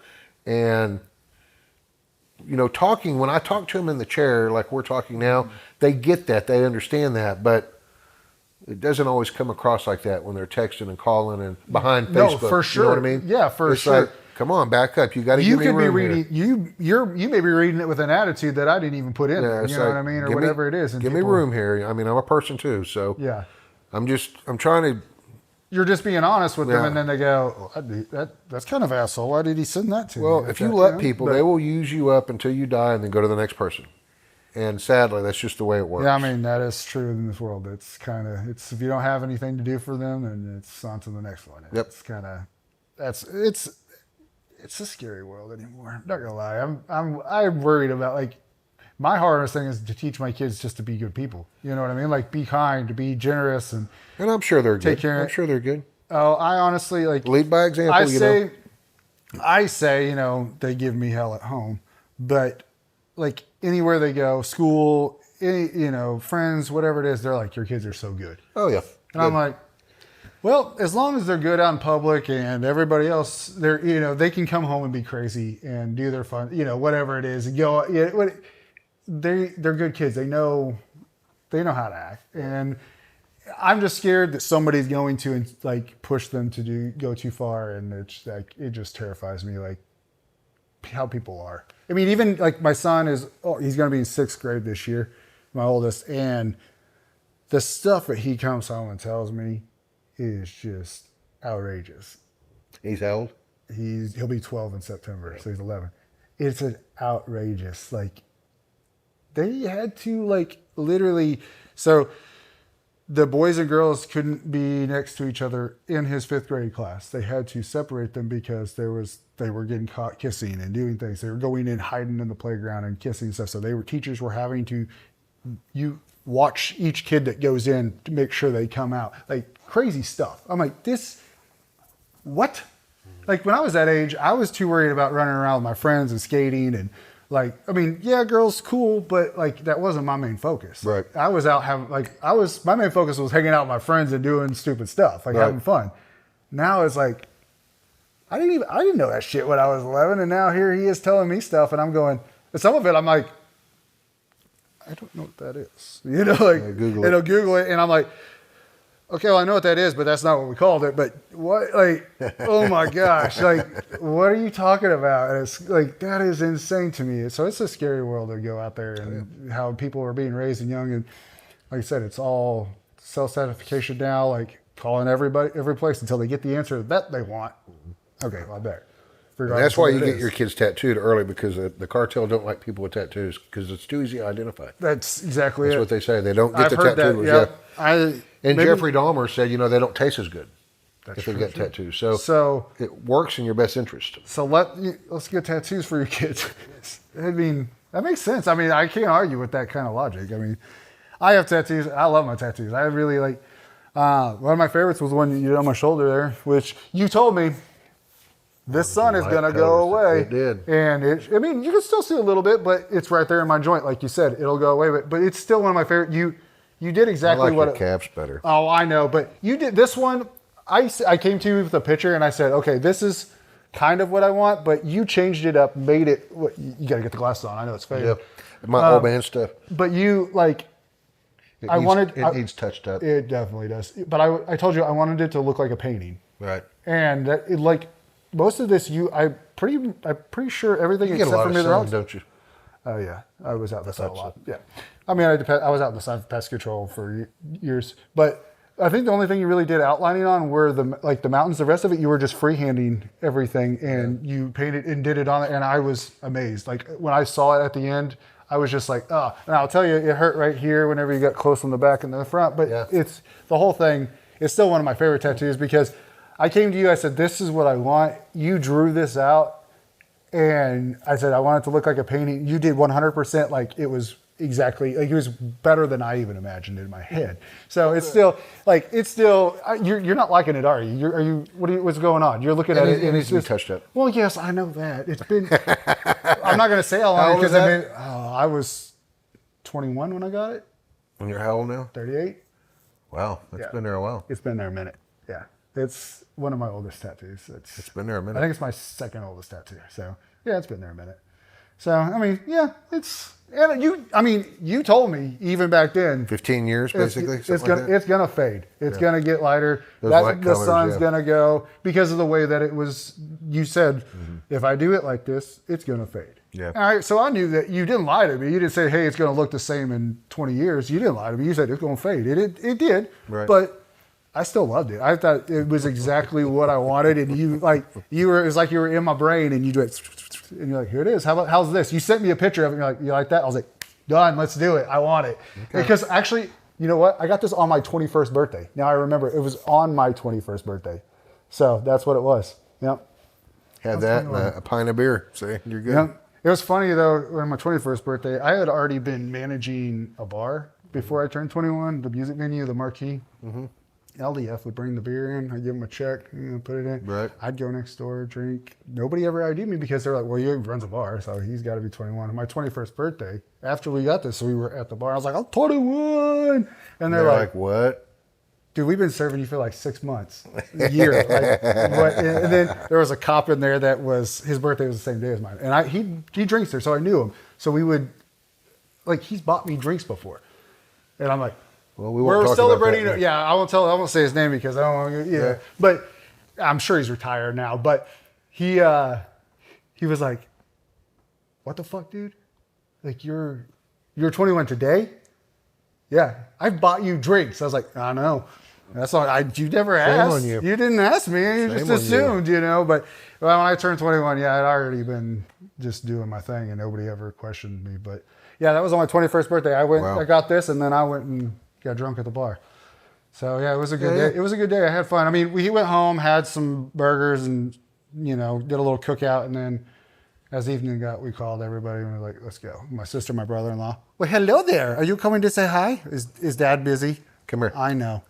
We got a little visitor. Is that a boy or girl? Yeah, little girl. Little girl. Yeah. She's like, I don't think so. Like that. Yeah, it's scary. But I mean, I wanted to have you on because I know the guy you are. You've always been great to me. You've always took care of you've always done an amazing job. Everything I come in, I say, I want this. You're like, yeah, we can do that. And I mean, you've, like I said, you've saved my butt a couple of times and said, yeah, maybe we don't do that. And I'm like, that's probably good. Right. Yeah, okay, if you say so. And what you're talking about. I know I'm not professional. I just throw it out there. Yeah. So I wanted to have you on because you've always been awesome. I mean, you've been here for so long, and I wanted to talk about what you've been doing here, and you are a part of the community. You've been involved. You've been around, and so you're one of those people that seen a lot of changes here. I bet a lot of changes in town. I'm like you there too. I was running the music venue when there was nothing downtown. We had the King of Clubs, and there was literally just a couple businesses left downtown and stuff like that. We've seen. I mean, I remember whenever we wanted to be able to serve liquor or beer in downtown, and they threw a fit about it. Now there's it's all over the place now. Yeah, I'm right there with you. We've seen a change, and you went from the little building there, and then you went across the highway when you first started, and turn it off.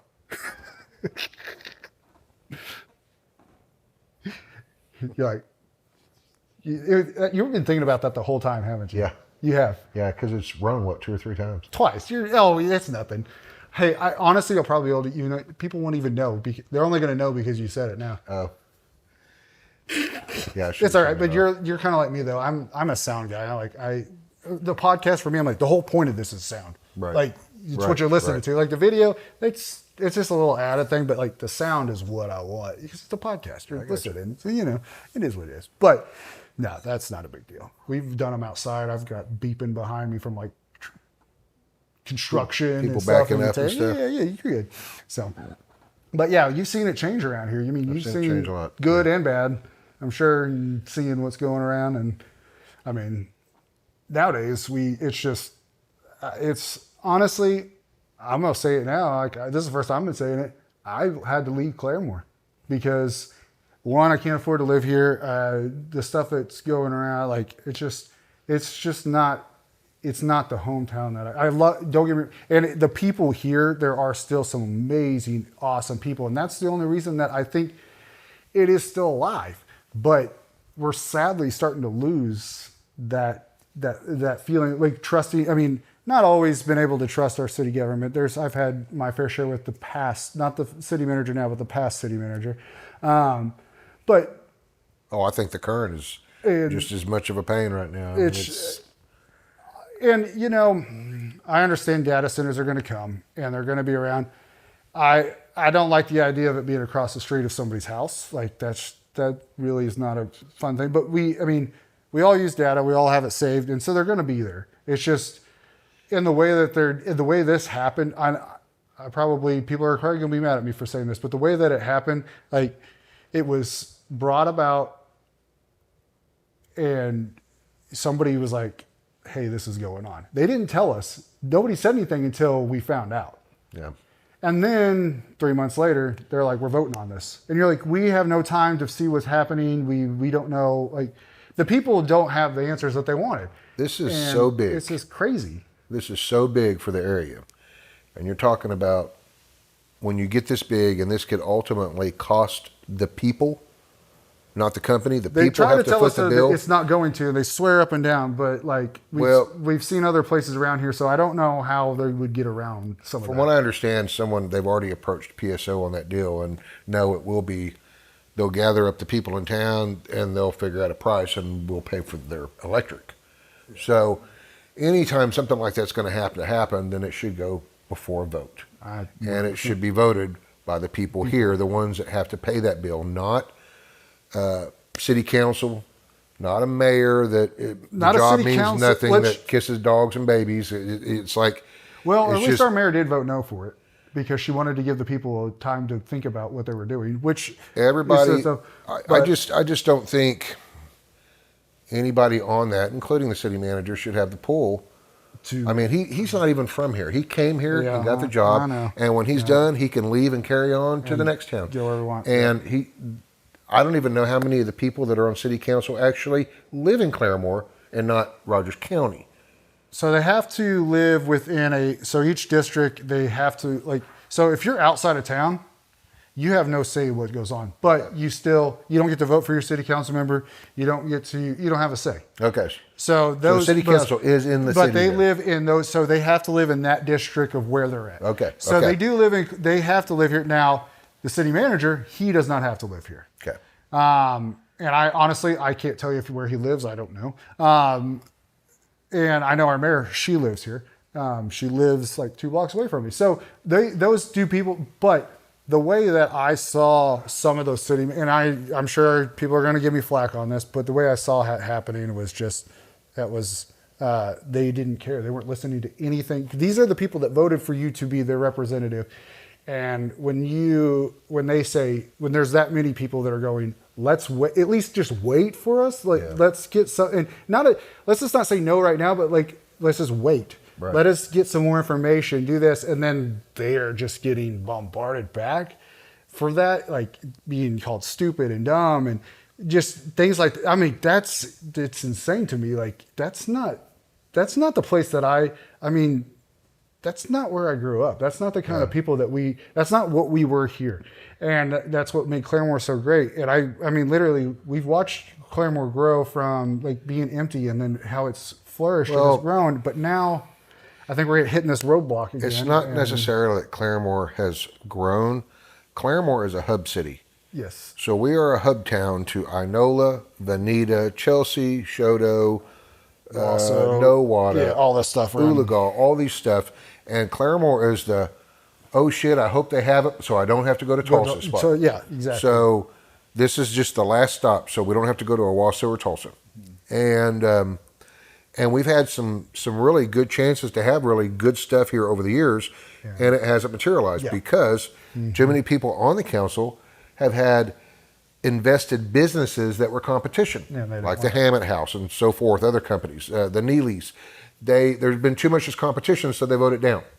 Well, this town has done such a piss poor job on just annexing stuff in the right location. You got dispensaries across the street from dispensaries, which is the worst idea because they cut each other's throat.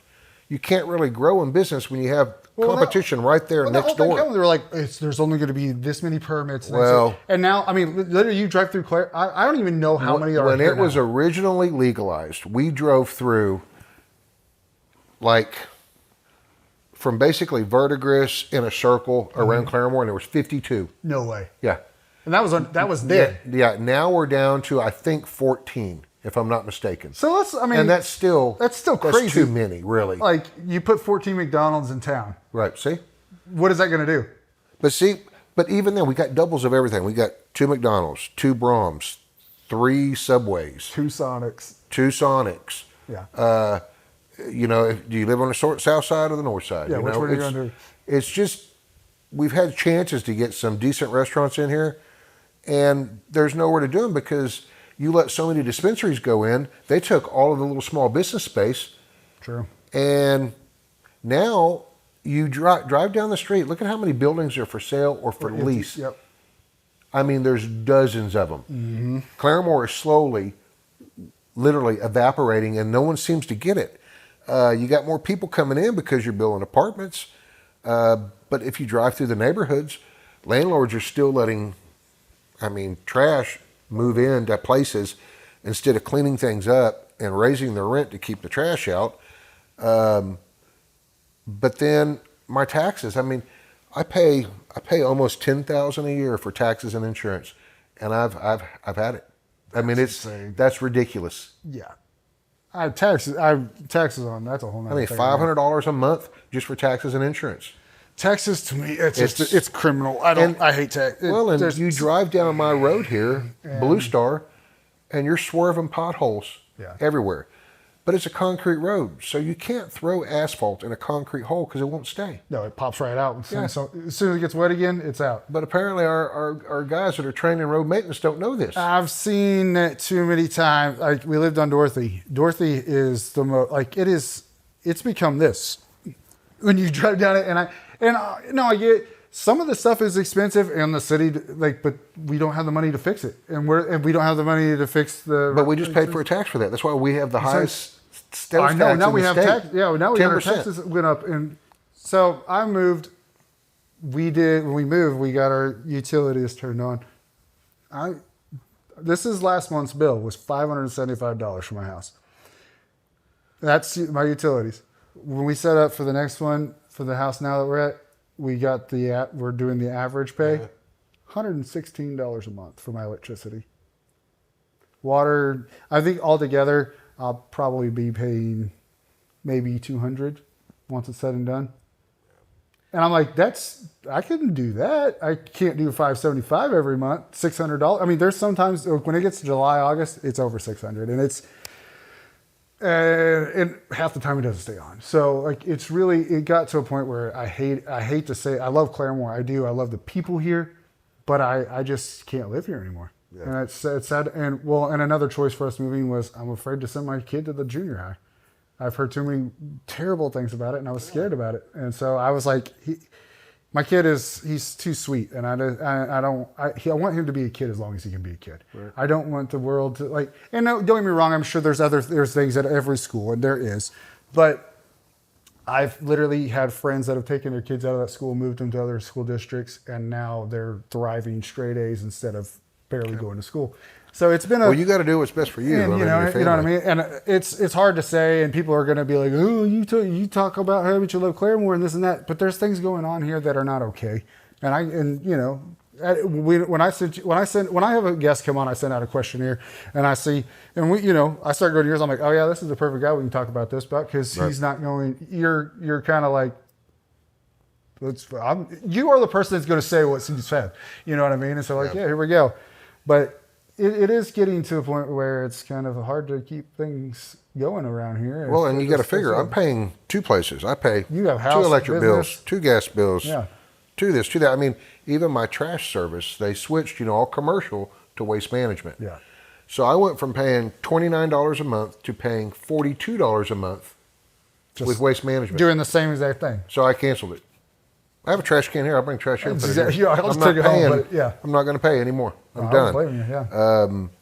It's just, I've said for years even, if you look at the main road, 66, the amount of semis, the amount of big trucks that go down this road and destroy the road, this little Band-Aid that they did to it, they repaved it, sealed it, will do nothing. AXH will tear that up within a year with all these loads. That's true. And then they have to drop the lights all the time, so our lights aren't on the timers anymore. They're all screwed up. What they need to do is turn J.M. Davis into a semi-road, and it bypasses the main road. Just go on that side. Right. That would be a bad idea. I mean, it gets you out of the way. And, and the semis can go down that road. They can have the higher lights. Well, the lights were if you don't even have them. If you want them to pay for it, make that a toll road for semis, and they can pay to enter and leave our town. And then you can fix it with what you make off that road. But the rest of our road, sadly, AXH, where they take that stuff, they can't get through Verdigris because it can't go into the bridge. Mm-hmm. So they have to take it to Inola and get on to take that to Tulsa. So they're coming right through town and then right on the 88. And so where you're at, I'm sure you see it all the time because that's right there where they're turning down on 88. Yeah, with like 3 added axles to a semi because the loads are so wide and long. That's insane. Yeah. I mean, AXH, they make these giant air conditioning units for commercial buildings. Which basically what it boils down to is the shop doesn't need to be in town. AXH should be somewhere out by like the Ingersoll Ranch by Inola. Somewhere, yeah. They shouldn't even be in town. And that's when you properly annex, you don't have crap like that. Like the store behind me, Midtown. Midtown doesn't need to be in town. Your renting heavy equipment should be on the outskirts. They sit back behind us, bored. I will say with their jackhammers going all day, and it's like, it doesn't need to be here. I bet you hear all that kind of stuff there. It's now AXH. I will say this: at one point, that was outside of town. It was when my dad was in high school. He tells me that Blue Star, like it past that, was country. And now look where we're at. So it still kind of is though, because that's a destination location. Yeah, it's not. That's why businesses don't survive out there. Yeah, it's unless you're going to that destination. Right. Baker does good out there. Yeah, Baker. Which I mean, I worked for Baker for years, and I have friends that had been there longer than me. That they let them go because they closed what they were doing and they moved it to Mexico. And it's a fluctuating market. Oil is. I mean it is, and that goes with I've been laid off from Baker Hughes. I went back to Baker Hughes. Whenever it goes up and down, it happens.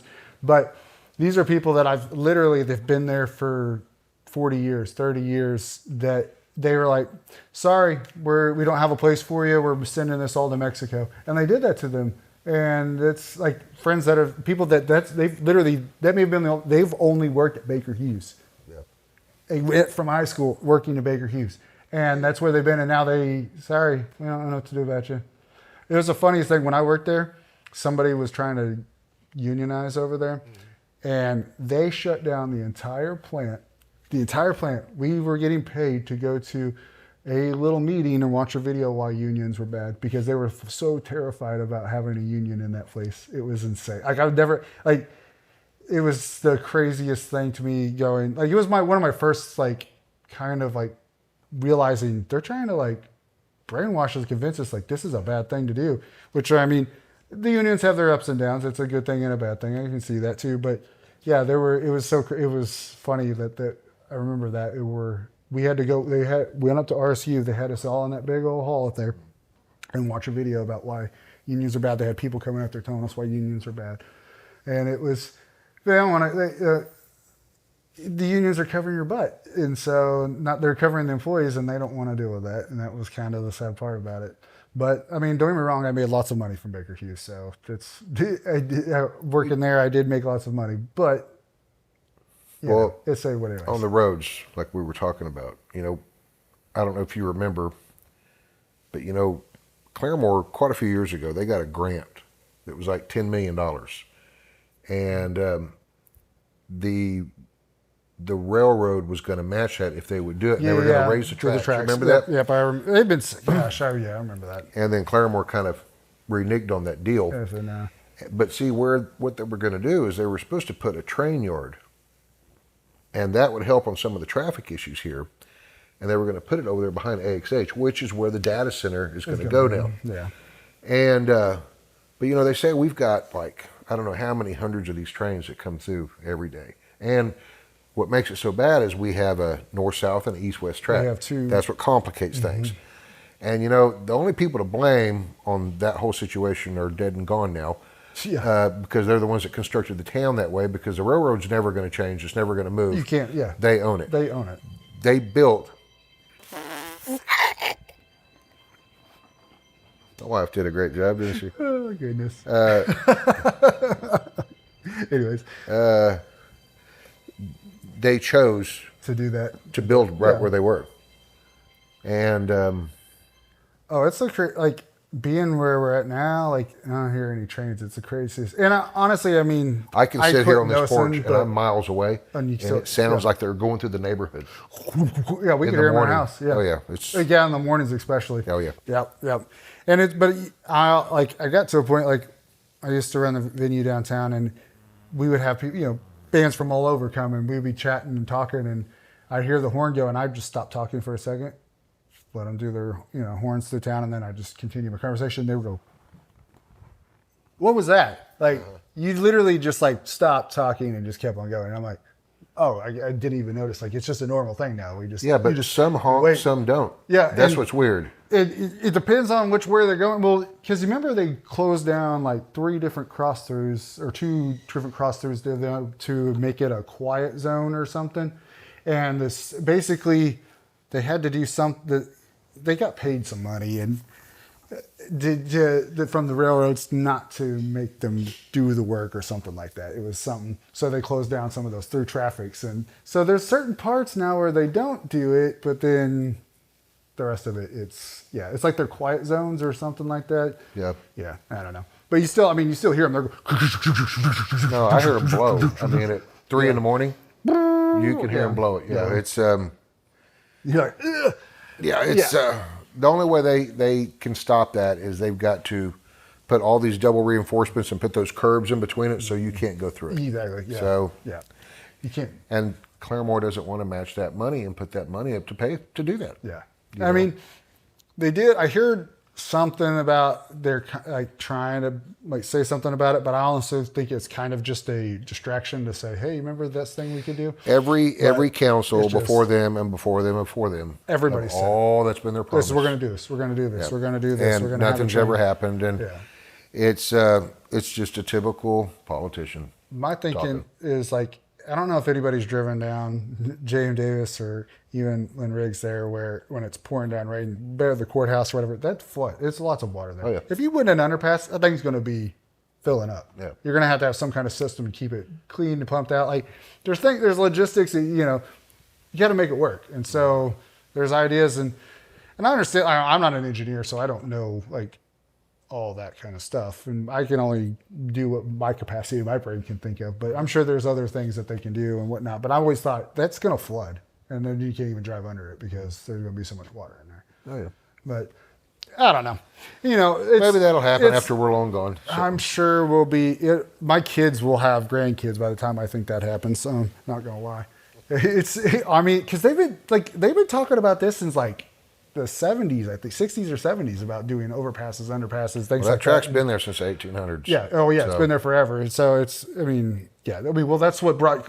what came into town. That's what Claremore, that was their his little stop there. And so it was. Yeah. Will Rogers, he was riding in and he missed the train and he made this his home. No, I'm just teasing. I'm just teasing. That's not true. Don't say that. I was like, that's not true. He was born. But anyways, you can literally go to the house he was born at. Well, but that's in actually, it's actually in the middle of Ulagal Lake. Right. Well, the house is not there. It's out. They moved it, but where it was. It's in the lake. It's in the lake. Yeah. Yeah. And I think, so remember a couple of years when we had the drought a little bit where it was dry? it was so dry that they were actually able to walk out to the actual spot to where it was at. Really? Some of the Cherokee Nation had got to go out there and be where the house used to be at. It dried up so much. We had that drought. Yeah. Which I thought would be pretty cool. Yeah. I was like, man, I wish I would have known that because I would have liked to go out there and see it. Found like his old harmonica with his initials in it. Something crazy. You're like, I'm rich. No, because I love the Will Rogers birthplace out there in Illinois. It's one of our favorite spots. The kids love it. We've always gone out there. Huh. They have, some animals out there, and it's just pretty. Like from the front porch, you can see the lake, and it's just a gorgeous view. Well, they do the fly-in out there where they have the planes come in and land on the field and stuff like that. It's really cool. They haven't done it. They didn't do it last year, and they're not doing it this year because the Cherokees took over the house. They bought it from the state, because the state wasn't taking care of it. It was run down, and they said, well, if we'll buy it, but then you have to put the money into the Will Rogers Museum. And I said, okay, so that's where they're getting a lot of that. But they're buying it. They've shut it. They've closed it for the past, I think, it's maybe a year and a half now, But they're redoing it, fixing it back up to kind of get it back to the glory. Because it was rough. The roof had holes in it. It was like, before that, it was just holding hay. It was a barn. Like before they made it a museum, like this little spot. It was a hay barn. People were just putting hay in there. Okay. So they're fixing it up and getting it back to the glory days and things like that. Which that's one thing I'll say about the Cherokee Nation is they do come in and they're trying to kind of bring that heritage back and bring some of that stuff around here, which is I love about it because there's a lot of history here, and that's what Claremore's Secret Ink tattoo. Yeah, Secret Ink. It's where it started. It's where it's at. Secret no more. Secret no more. I always thought that was funny, Secret Ink, and it's kind of really. Let me tell you how that started. Yes, let's hear that. So before it was legal here, and I was getting everything going, I sat down with a piece of paper, and I was coming up with different names. We thought about white trash tattoo, your trailer or mine, yeah. Whatever, and I was like, let's just call it Secret Ink because we're not supposed to be doing it. And I did a little advertisement on my truck. And I was driving, I still have my construction business, and I was driving in Tulsa one day, and Rick Wells from Channel 6, he saw it, and he calls me up, and he goes, hey, what's the deal? Mobile tattooing. And Rick and I ended up being really, really good friends over the years, and he covered every story for everything I did. Yeah. And until he retired here a few years ago, and he and his wife moved down to San Antonio, and super great guy, but he came out and he said, I want to get a picture of you doing a tattoo. So I got a volunteer. We did a dream catcher on his arm right at his kitchen table. And we were working on legalization at that point. And then since then, I did, I think, 3 tattoos on Rick. Really? Yeah, all of his Vietnam stuff. And I tattooed his wife. If you grew up here watching the news, like, Rick's a cool dude. You watched him. I grew up watching him. Rick was a cool dude. That's really cool though. I didn't even know that. That's really, it's neat. His wife passed out on us. We had to finish her on a second one, But Rick did great. I remember the first one we did his insignia when he was in Nam, and he was a reporter in Vietnam too. So I bet he's got we did his patch, and we did a helicopter in the background, and he came out with his wife beater on, and he just looked like hell. And ink's all smeared on him. And Tammy had always said, we ought to have a book that explains why people get stuff too, what's it mean to you, and you can share that. That is a good idea. He just looked whooped, and she's always laughed because people, the way they look when they go in versus the way they look when they leave, sometimes just like they went through hell. They just went through it. Yeah. They sat there for 4 hours of hell. You're like, you see it, huh? You're like, oh, that wasn't good for them, huh? Yeah. They may not get another tattoo. So, it's Rick was just, he's a great guy, and I hear from him on occasion. He'll write, and he'll wish us Merry Christmas and stuff. And I miss him not being here because anytime we have an event, I could call him, and he came out and he did a story. Yeah. And that's what was always great because he brought Tulsa there. Yeah. He brought everything else around. Yeah. Oh, yeah. Into it, yeah. So I've been scared to trust anyone else to do that because he and I just had a relationship. That's kind of hard. Like you said, that bringing Tulsa into here, that doesn't happen much anymore. It's because that is because when we had the music venue, we would go to Canes, we'd go here, we'd go there, and we'd hand out flyers. Right. And we would pass them out, and that was to bring people to Claremore to come to our shows. Like, that's how it was back then, yeah. And now that you say that, that's kind of gone away. It's really and that's what we did. When I started back in... you don't think about it. In 06, we would go to Hard Rock, which it didn't even have all of Hard Rock. Yeah, it wasn't even what it is now. No, it was when it first started in Hard Rock. But we were handing out cards, even if it meant giving a $40 tattoo away for free, get them in the door. Get them in the door. And generally, if we could get them in, we could win them over with personality or Once something else. Once you get one tattoo, you're kind of like, oh yeah, that wasn't bad, I want another one. And it just kind of goes from there. So. Well, so many of the people that I've had in over the years, and Tammy's great about it too, is, you make them feel like family. Yeah. So then they feel like they're cheating if they go somewhere else, It's like honestly, I could never go anybody else because I would feel bad. It's just, you develop a friendship, and that's what keeps them coming back. It's not just a one-time deal. It's, we're here for the long haul. We're here for it. I will say this. If I tell somebody to go there, I don't say there's a good guy. I say my friend Rich over here. Honestly, that's what I've always said. My friend Rich, he does an awesome job. He's done all my tattoos. Like, that's where you should go. I've never even thought about that. Like, that's literally, I've just called you my friend the whole time. Like, if you never even remember me or even whatever it was, to me, you were my friend. Right. And you know what I mean? Like, I was your friend. So that's kind of how I thought in my brain. So yeah, you make us feel like that family where, like, I feel comfortable coming to you with a weird tattoo idea or something like that for you to go, yeah, that's fucking dumb. Well, and I'll be honest. And I'll be honest with you. Yeah, you're like, yeah, let's not do that. Like, that's probably like, and I'll be like, okay, like, what do you think instead? And you're like, well, how about we do this? And I'm like, that's a great idea. Because I literally, you've done that. Like, it's Ren and Stimpy it is. Yeah. Ren and Stimpy it is. All right. Okay. All right. Like, if I wanted it, you'd be like, okay, I'll do it. But like, I don't want to do it. Kind of like, I don't want to do this to you. But I'm just going to be honest with you. Yeah. That's all. And if you want to do it, then that's fine. You make it feel like a family, like it's welcoming in there. Like, I don't think I've ever walked in there and just been like, I shouldn't be here. Like, I'm out of place or whatever it is. I've always... No, we don't want you to be like that. Like, I feel comfortable going in there. Because, one, you're getting a tattoo and things like that. You got to feel comfortable. You don't want to be shaky or... Well, and we've always had an open door policy too, just because of the amount of vets that I have come in. Mm-hmm. Even if you're not getting a tat and you just need a place to come in and just hang out and talk, come in. Chat. So we're there. And we've always been there for, anything we can be, Now I'm not totally up to, like real long hugs and petting or anything in there, but I'll listen to you. I'll give you a bottle of water and stuff, but no, that the guys have always been welcome in, or the girls, they have a problem. It's a safe spot. It's a safe spot, yeah. So just come on in. You're still not a small dude. Like, I wouldn't go against you. Even now you're getting older, I'm getting too old for that shit. I've only got, like pretty much one lung now. So well, that's true. Maybe I shouldn't be too afraid of you still. Long. But at least you're going to get your kicks in at least. Well, I just keep a gun handy now. That's the smart choice there. Yeah. You just figure that. You're like, I'll just do it. Right. Yeah. But you've always been like bigger guy, so I can understand that. Yeah, I wouldn't want to I tell people I'm glad he's my friend and not an enemy because I'm glad you're on my team and not the other one, because that's really what it is. But I wanted to have you on because you're a great dude. You do amazing work. Appreciate you. I literally don't have anything bad to say about my tattoos. I can't go look at them and go.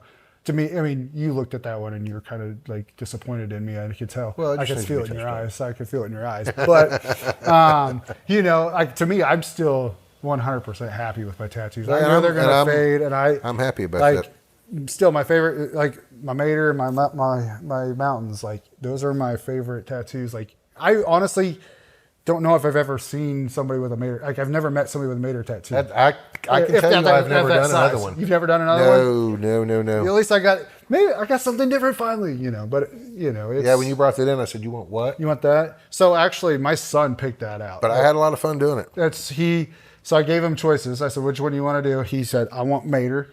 And that's what he did. And so that's what I got for him. And so I'd let him pick it out. And back then it was just him. It was me and him, and that was. No, I remember. He was my best Bubba. I remember. And when I first got it, I was stoked. Like, dude, like it was so cool. I felt cool. I felt, like it just felt good. It's unique. So it is. It's different. Unique. But like I said, I've gotten so many compliments on it, and not just because it's Mater, but them going, man, look at the color, because.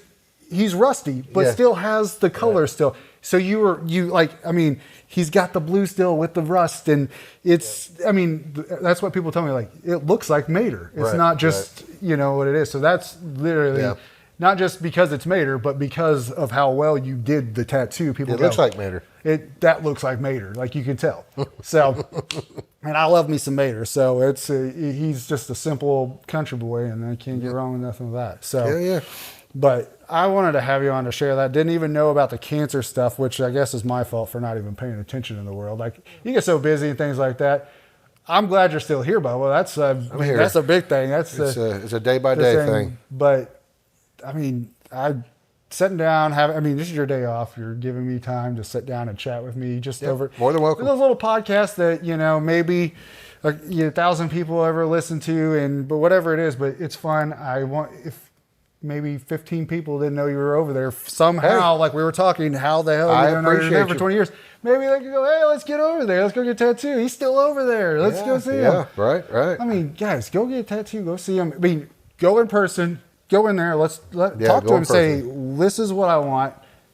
Get it. And you're not going to find a better artist anywhere around here. So sorry to all the other tattoos. You guys may do a great job. But it's not, I've firsthand have seen what he does. I've seen it on other people. I have it on my own body. Come over, give us a chance. So so people know where to go. What's the address over there? It's 317 South Lynn Riggs. We are just 2 doors down from Domino's, or catty corner across the street from AT&T. Yep. You can't miss us. Literally on the main road that goes through town. I am on 66, right there. Boom. It's right there. Yep. It's a little shop there on the corner. You've got it says tattoo right there. Tattoos right there in front of your face. So I don't have all the crazy cars outside like I used to. I know. That's how people knew me. You could say, go see this car or whatever it was. Like, you had, what was it, a Charger or something? Yeah, that green Charger. That green Charger. Or the truck with all the trouble. The trucks with or the Corvette. Or the Corvette. Yeah. So, that's what it was. Yeah. It was always like the green. Yeah, that was another thing I kind of did to me. Like, so if the cars weren't there, they didn't stop. And it's like, I'm still here. So, that's true. So I had to break because, if you've been around a while and you've been going there, then you go, well. Yep. They were great ideas to bring people in, but now that you don't. If you didn't drive that car, you were kind of stuck because they didn't stop. They didn't stop. They didn't think you were there. That's crazy. But you can't miss the place. Literally, if you're driving down. It's right there. Route 66, literally. We're one of the few shops in the country on 66. Just a handful. Yep. And like I said, you guys got some things going on for Route 66. People are coming through town. If you're coming, people are traveling through and just taking 66 right now. Correct. You want to get a Route 66 tattoo on Route 66. Yep. That's your place to go. Buy an artist that's going to do a great job. I've got one of the blue whale. Do you? It's perfect. Yeah. So, heck yeah. I've got some little cute ones. Yeah. Little cute ones. Yeah. And they're anywhere from 100 to 150. They're not crazy that's high. Not even. They're all full color. So come on in. You can't beat that. No. Can't beat that. It's good work and it's affordable. So, have some fun while you're going down Route 66. Yeah. But get your kicks. Get your kicks. Yeah. Love it. I love it. On 66. I appreciate you taking the time to sit down with me. Literally, I'm sitting in your living room on your couch. Like, you invited me over to your house to come do this. Like, that's the first time for that. I'll tell you that. Nobody's invited me to their house to come do the podcast. So wow. That's the first time. Well, now you know. So, yeah. And in the house, literally when I walked in, I went, oh, this is cool. Like, this is awesome. I like this. Like, I was like, this is totally your vibe, though. Like, this is, I can see it. It's for you. But it's like, it's not, you got Fleetwood Mac hanging up right there. That's, you can't, that's my wife's favorite band. I still listen to stuff old school on the tuner with the turntable, We've got one at the house, too. Like, it sounds better. It feels better. Yeah. It feels better. I don't know. We've lost CDs and kind of stuff. Everything's streaming nowadays. So at least we have the records. I like the feel. I do too. I like it. It feels better. Oh, yeah. It just feels better when you're listening to it that way. I'm big music because whenever I first started, I was in the music industry when I first started coming to get tattoos from you. Right. And you're like, "Are you going to do this forever?" I'm like, "Yes." I did not do it forever. I was like, screw it, I'm tired of this. I'm getting older. I'm too old. I mean, even when I was like in my mid-20s, like, I'm too old for this anymore. Like, I don't want to handle this stuff anymore. It's too much. But yeah, even when I was working on the bands and stuff, it's like a lot of that stuff, I'm glad it's past. I can't deal with that stuff. I remember the stuff that I couldn't do it. I couldn't hang anymore. Like, as much as I used to drink and I couldn't do it anymore. I'd be laid out. Before I was like, oh yeah, I'm good. And I did a lot of stupid things. I'd jump in the car and drive, and I was dumb. I was stupid, but I'm still here somehow, and I made it. But lives have changed, and it's awesome. But we've been through it together. Again, once you quit, if you retire ever, I don't know if I can ever get another tattoo unless maybe you give me permission or. Like you give me a handwritten note like saying that I can do it. Yeah, like I got a rich release. Yeah, like a rich release. I can have a release. Yeah. So that's maybe the only way I could feel comfortable enough getting it from somebody else. And you'll probably have to just tell me where to go too. Dude, I've had that though. I've actually had people at Kat Von D's shop in LA call and go, dude, we're like here. Would it like totally piss you off if we got a tat? And I was like, no. Just don't put it somewhere where we're working at. Yeah, don't mess up what I'm doing. Yeah, don't mess it up. And then they say, okay, all right, cool, man, thanks. And they call me back and they're like, wait, what would you charge for this? And I tell them, and they were like, okay, we're not getting a tat. It's not worth it. Yeah, it's not worth the name. She wants like $800 to do this little bitty tat, and I'm charging $150. And they said, and she's not even going to do it. She won't do it. It's not enough. It's not big enough. So she's kicking it off to somebody else. Yeah, so, I know. And it's like, dude, you can tell everybody she did it. Just come get it from me. I don't care. I don't give a damn. You're like, whatever happens. Yeah. You can tell them whatever. So when you do decide to quit doing it, I'm going to have to get a release from you so that I can continue to get tattoos after that. Yeah, we'll see. I mean, we'll see. Maybe you're maybe not going to let me get you. Like, nope, sorry, not going to happen. We'll leave you a small collection of peel and stick. At least I can feel tough every once in a while. You can stick them on. Still, I got an ice I'll just poke myself with a needle a couple times to feel it, and you're like, okay, yeah, all right. Yeah, I don't know. I don't know if that'll fly. I'm gonna have to maybe we'll figure something out. Well, come in. I'm getting old. I'm not sticking around too much longer. I need to come get another tattoo. It's been too long. I got maybe a few years, and I'm done. I mean, I don't see myself at 60 doing this. Right now, I mean, with my cheaters, I can still see with my eyes, But I mean, it's happening. Arthritis is setting in. My back and everything else, and then the cancer scare. So it's like, I'm not going to be doing this forever. So we only got a few years left to get some tats from you. Is what you're saying. Yeah, come in and get them. Get them now while we got a chance. Yeah, while I'm still breathing. I need to come up with something like really cool that like can just like finish it off with you that. Like we just do something big. That's what we need to figure out. We need to come up with something cool, local, something. I bet you can come up with something. Oh, sweet. I bet I can. I bet you could. We'll start working on it. Figure it out because I want to do something big before you go. Okay. I want my last one. Whenever you decide to go, I want it to be like that was it. Look at that. Wherever it's at. Deal. Deal.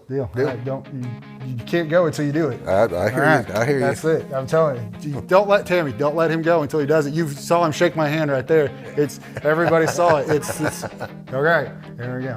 Right. Well, Rich, Tammy, thank you guys for inviting me to your home. Let me sit down with you on your day off and have some fun, have some chat. I do appreciate it, guys. If you're looking for a tattoo, go see them. Come see me. You will not find a better artist Claremore. in Claremore. It's right on 66. You guys are traveling. Whatever it is, come see them. I promise you will not be disappointed. All right. But guys, thank you for listening to another episode of I Never Met a Stranger. We'll talk to you soon.